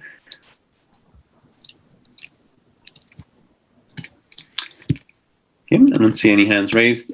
So yeah, same thing here, pretty straightforward, and certainly I look forward to hearing what the rest of the assembly has to say about this. So we'll put it to a vote by roll call. All those in favor of accepting the superintendent's recommendation on the board position for 2020-2021 MSBA Delegate Assembly Resolution, Equity in Education, please indicate. Mr. Atkinson? Yes. Mr. Balfons? Yes. Ms. Bondo? Yes. Mr. Burke? Yes. Ms. Figdor? Yes. Ms. Morioni? Yes. Ms. Yangala?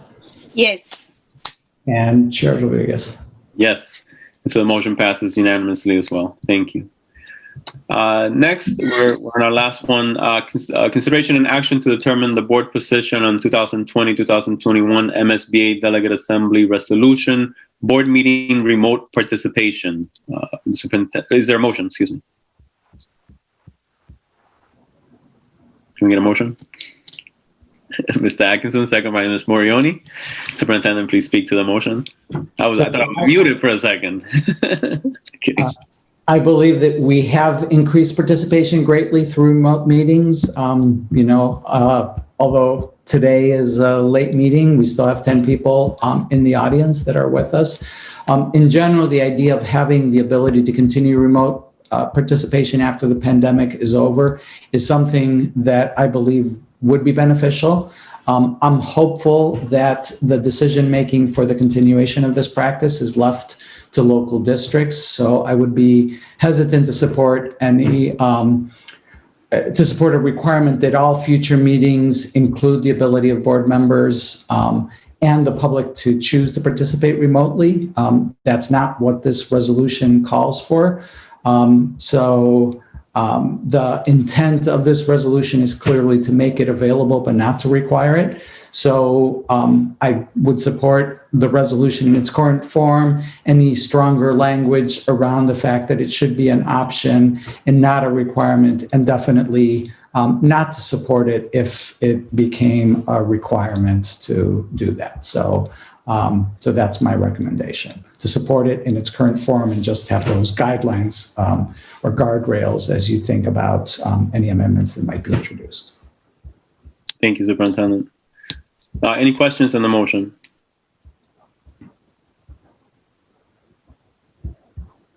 Okay, seeing none. Any public comment on the motion? Okay, and seeing none, bring it back to the board for board discussion. Ms. Morioni? I just want to say that I have been really amazed at some of our meetings where we've had over 400 attendees, and I don't think we've ever had any that amount in any public forum. So I have been really encouraged by the online meetings, and I'm very happy to support this. Thank you, Ms. Morioni. Good. Any other board discussion? Okay. Seeing none. Yeah, I think Ms. Morioni hit it on the head there. We've witnessed the amount of public participation once we went remote. And I'll add that even though it's not a way for people to participate, they when they watch us on Facebook. So you're talking about 400 people on the Zoom calls, and who knows how many other, on the Facebook. So clearly being accessible through virtual means is a win. I agree with the superintendent, though, that when that becomes a requirement, then it gets really tricky. So I appreciate that he pointed that out, and I wonder if that would come up. But I appreciate that he made that mention. I think that's all that I had to say. It was pretty straightforward as well. So if there's no other board discussion, we'll put it to a vote by roll call. Please indicate if you're in favor of the if you approve the superintendent's recommendation on the board position on the 2020-2021 MSBA Delegate Assembly Resolution, board meeting remote participation. Mr. Atkinson? Yes. Mr. Balfans? Yes. Bondo? Yes. Mr. Burke? Yes. Ms. Figdor? Yes. Morioni? Yes. Ms. Yangala? Yes. And Chair Rodriguez? Yes. And so the motion passes unanimously as well. Thank you all for that. Next, we're up to personnel items. Consideration and action to approve the personnel items listed. Election of teacher candidates, 1 year only. Is there a motion? Ms. Morioni, second by Mr. Balfans. Ms. Stoddard, do you want to speak to the motion? Sure. So tonight we're bringing forward 9 candidates. I just wanted to let you know that the first 8 that you see here are all ed techs who have been with the district for some time. They're all being recommended to either fill or backfill teacher vacancies that came about as a result of the pandemic and the remote academy. All of them have been working since August 24th. It has taken my staff a bit of time to collect the information needed to make sure that they were placed appropriately on the teacher scale because of the credit that needed to be assigned. So that's why we're bringing them forward today. Thank you, Barb. Any questions from the board? Okay, seeing none. We don't have public comment on personnel items, so is there any board discussion? Okay, seeing none.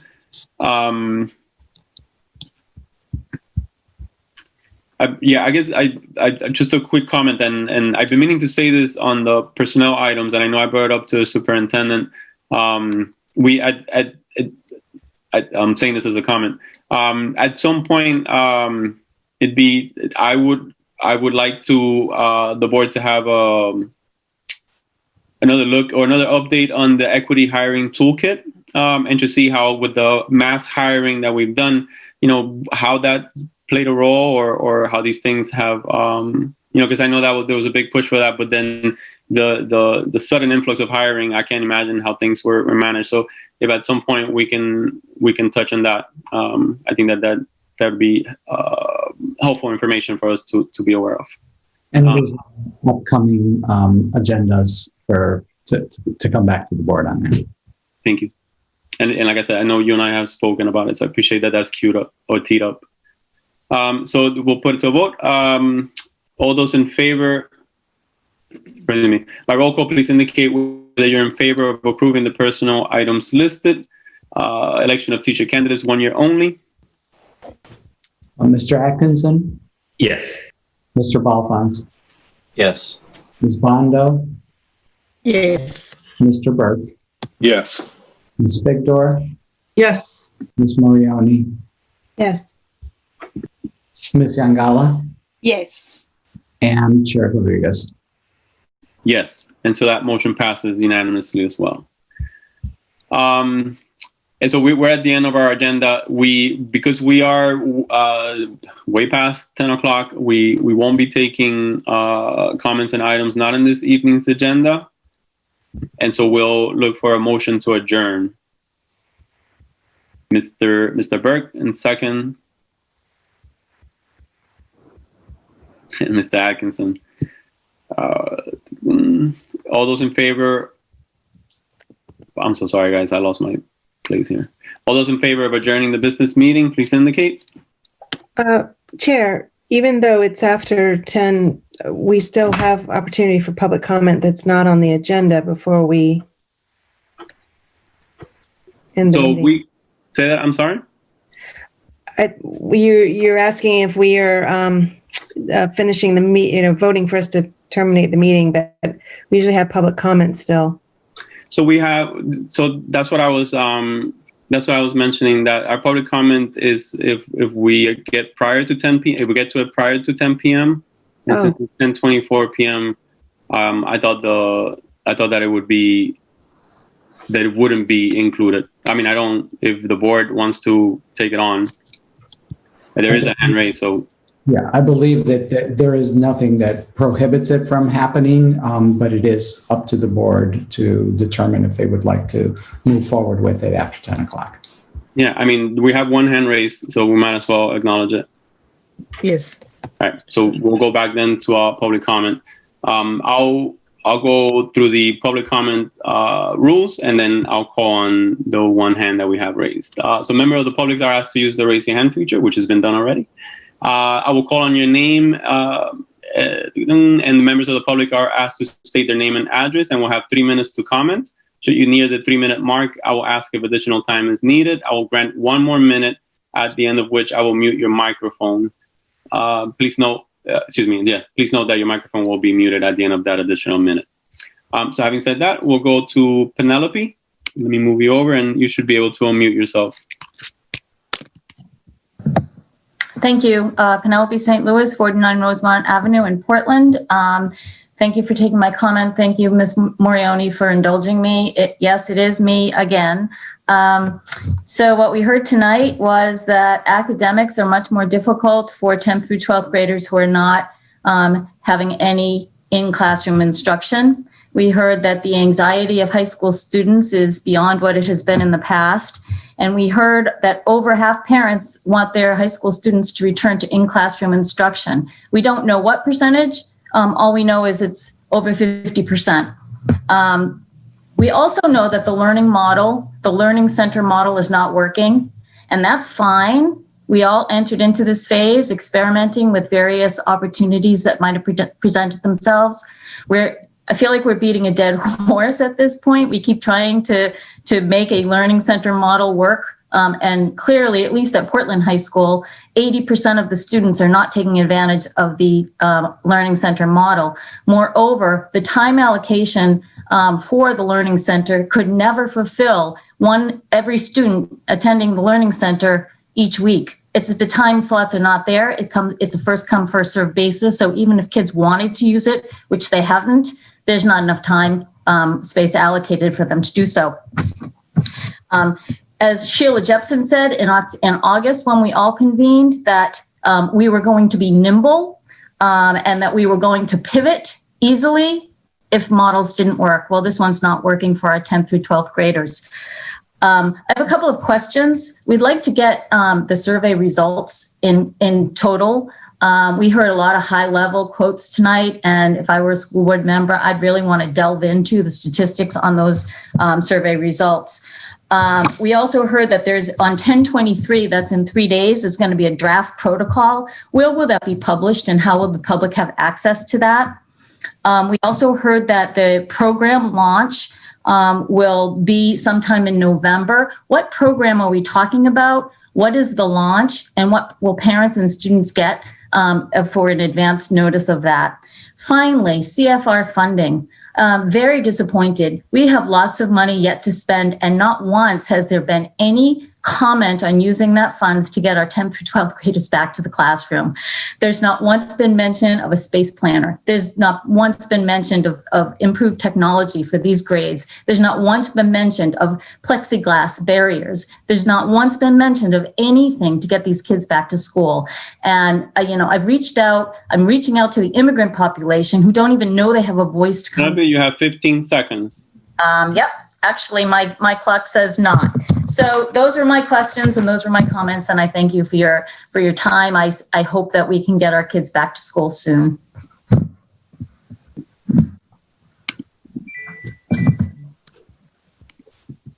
Okay. Don't see any other members of the public with their hand raised, but we do have Emily Chung, our Deering High School rep, with her hand raised. Emily, you should be able to unmute yourself. Although it's getting very late, I do want to just respond to what the nice woman just said to us. And I guess just give my perspective as a junior at Deering High School, an 11th grader, and a son of a daughter of immigrants, a part of my parents are also within that 1,000 people population of those who don't really receive any of or don't really get that communication from the school district.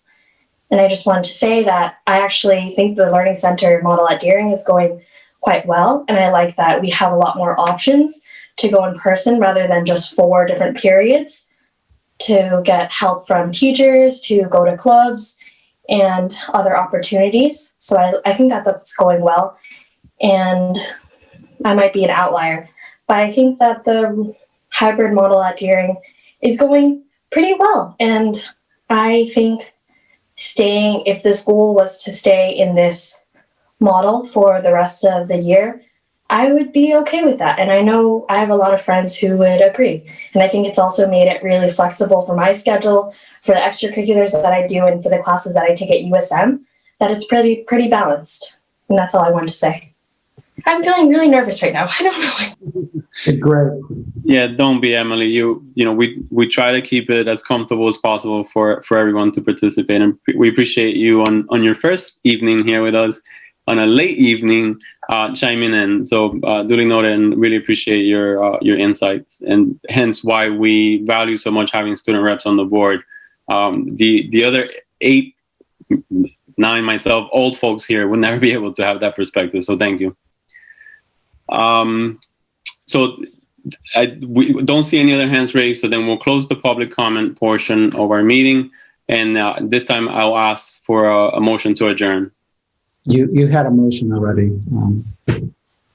I forgot who it was. Did you write it down? Burke and Atkinson. Perfect. So all those in favor, please indicate. And that's unanimous. We've adjourned at 10:31 p.m. Thank you all. Have a great night. And we'll see you soon. Yeah.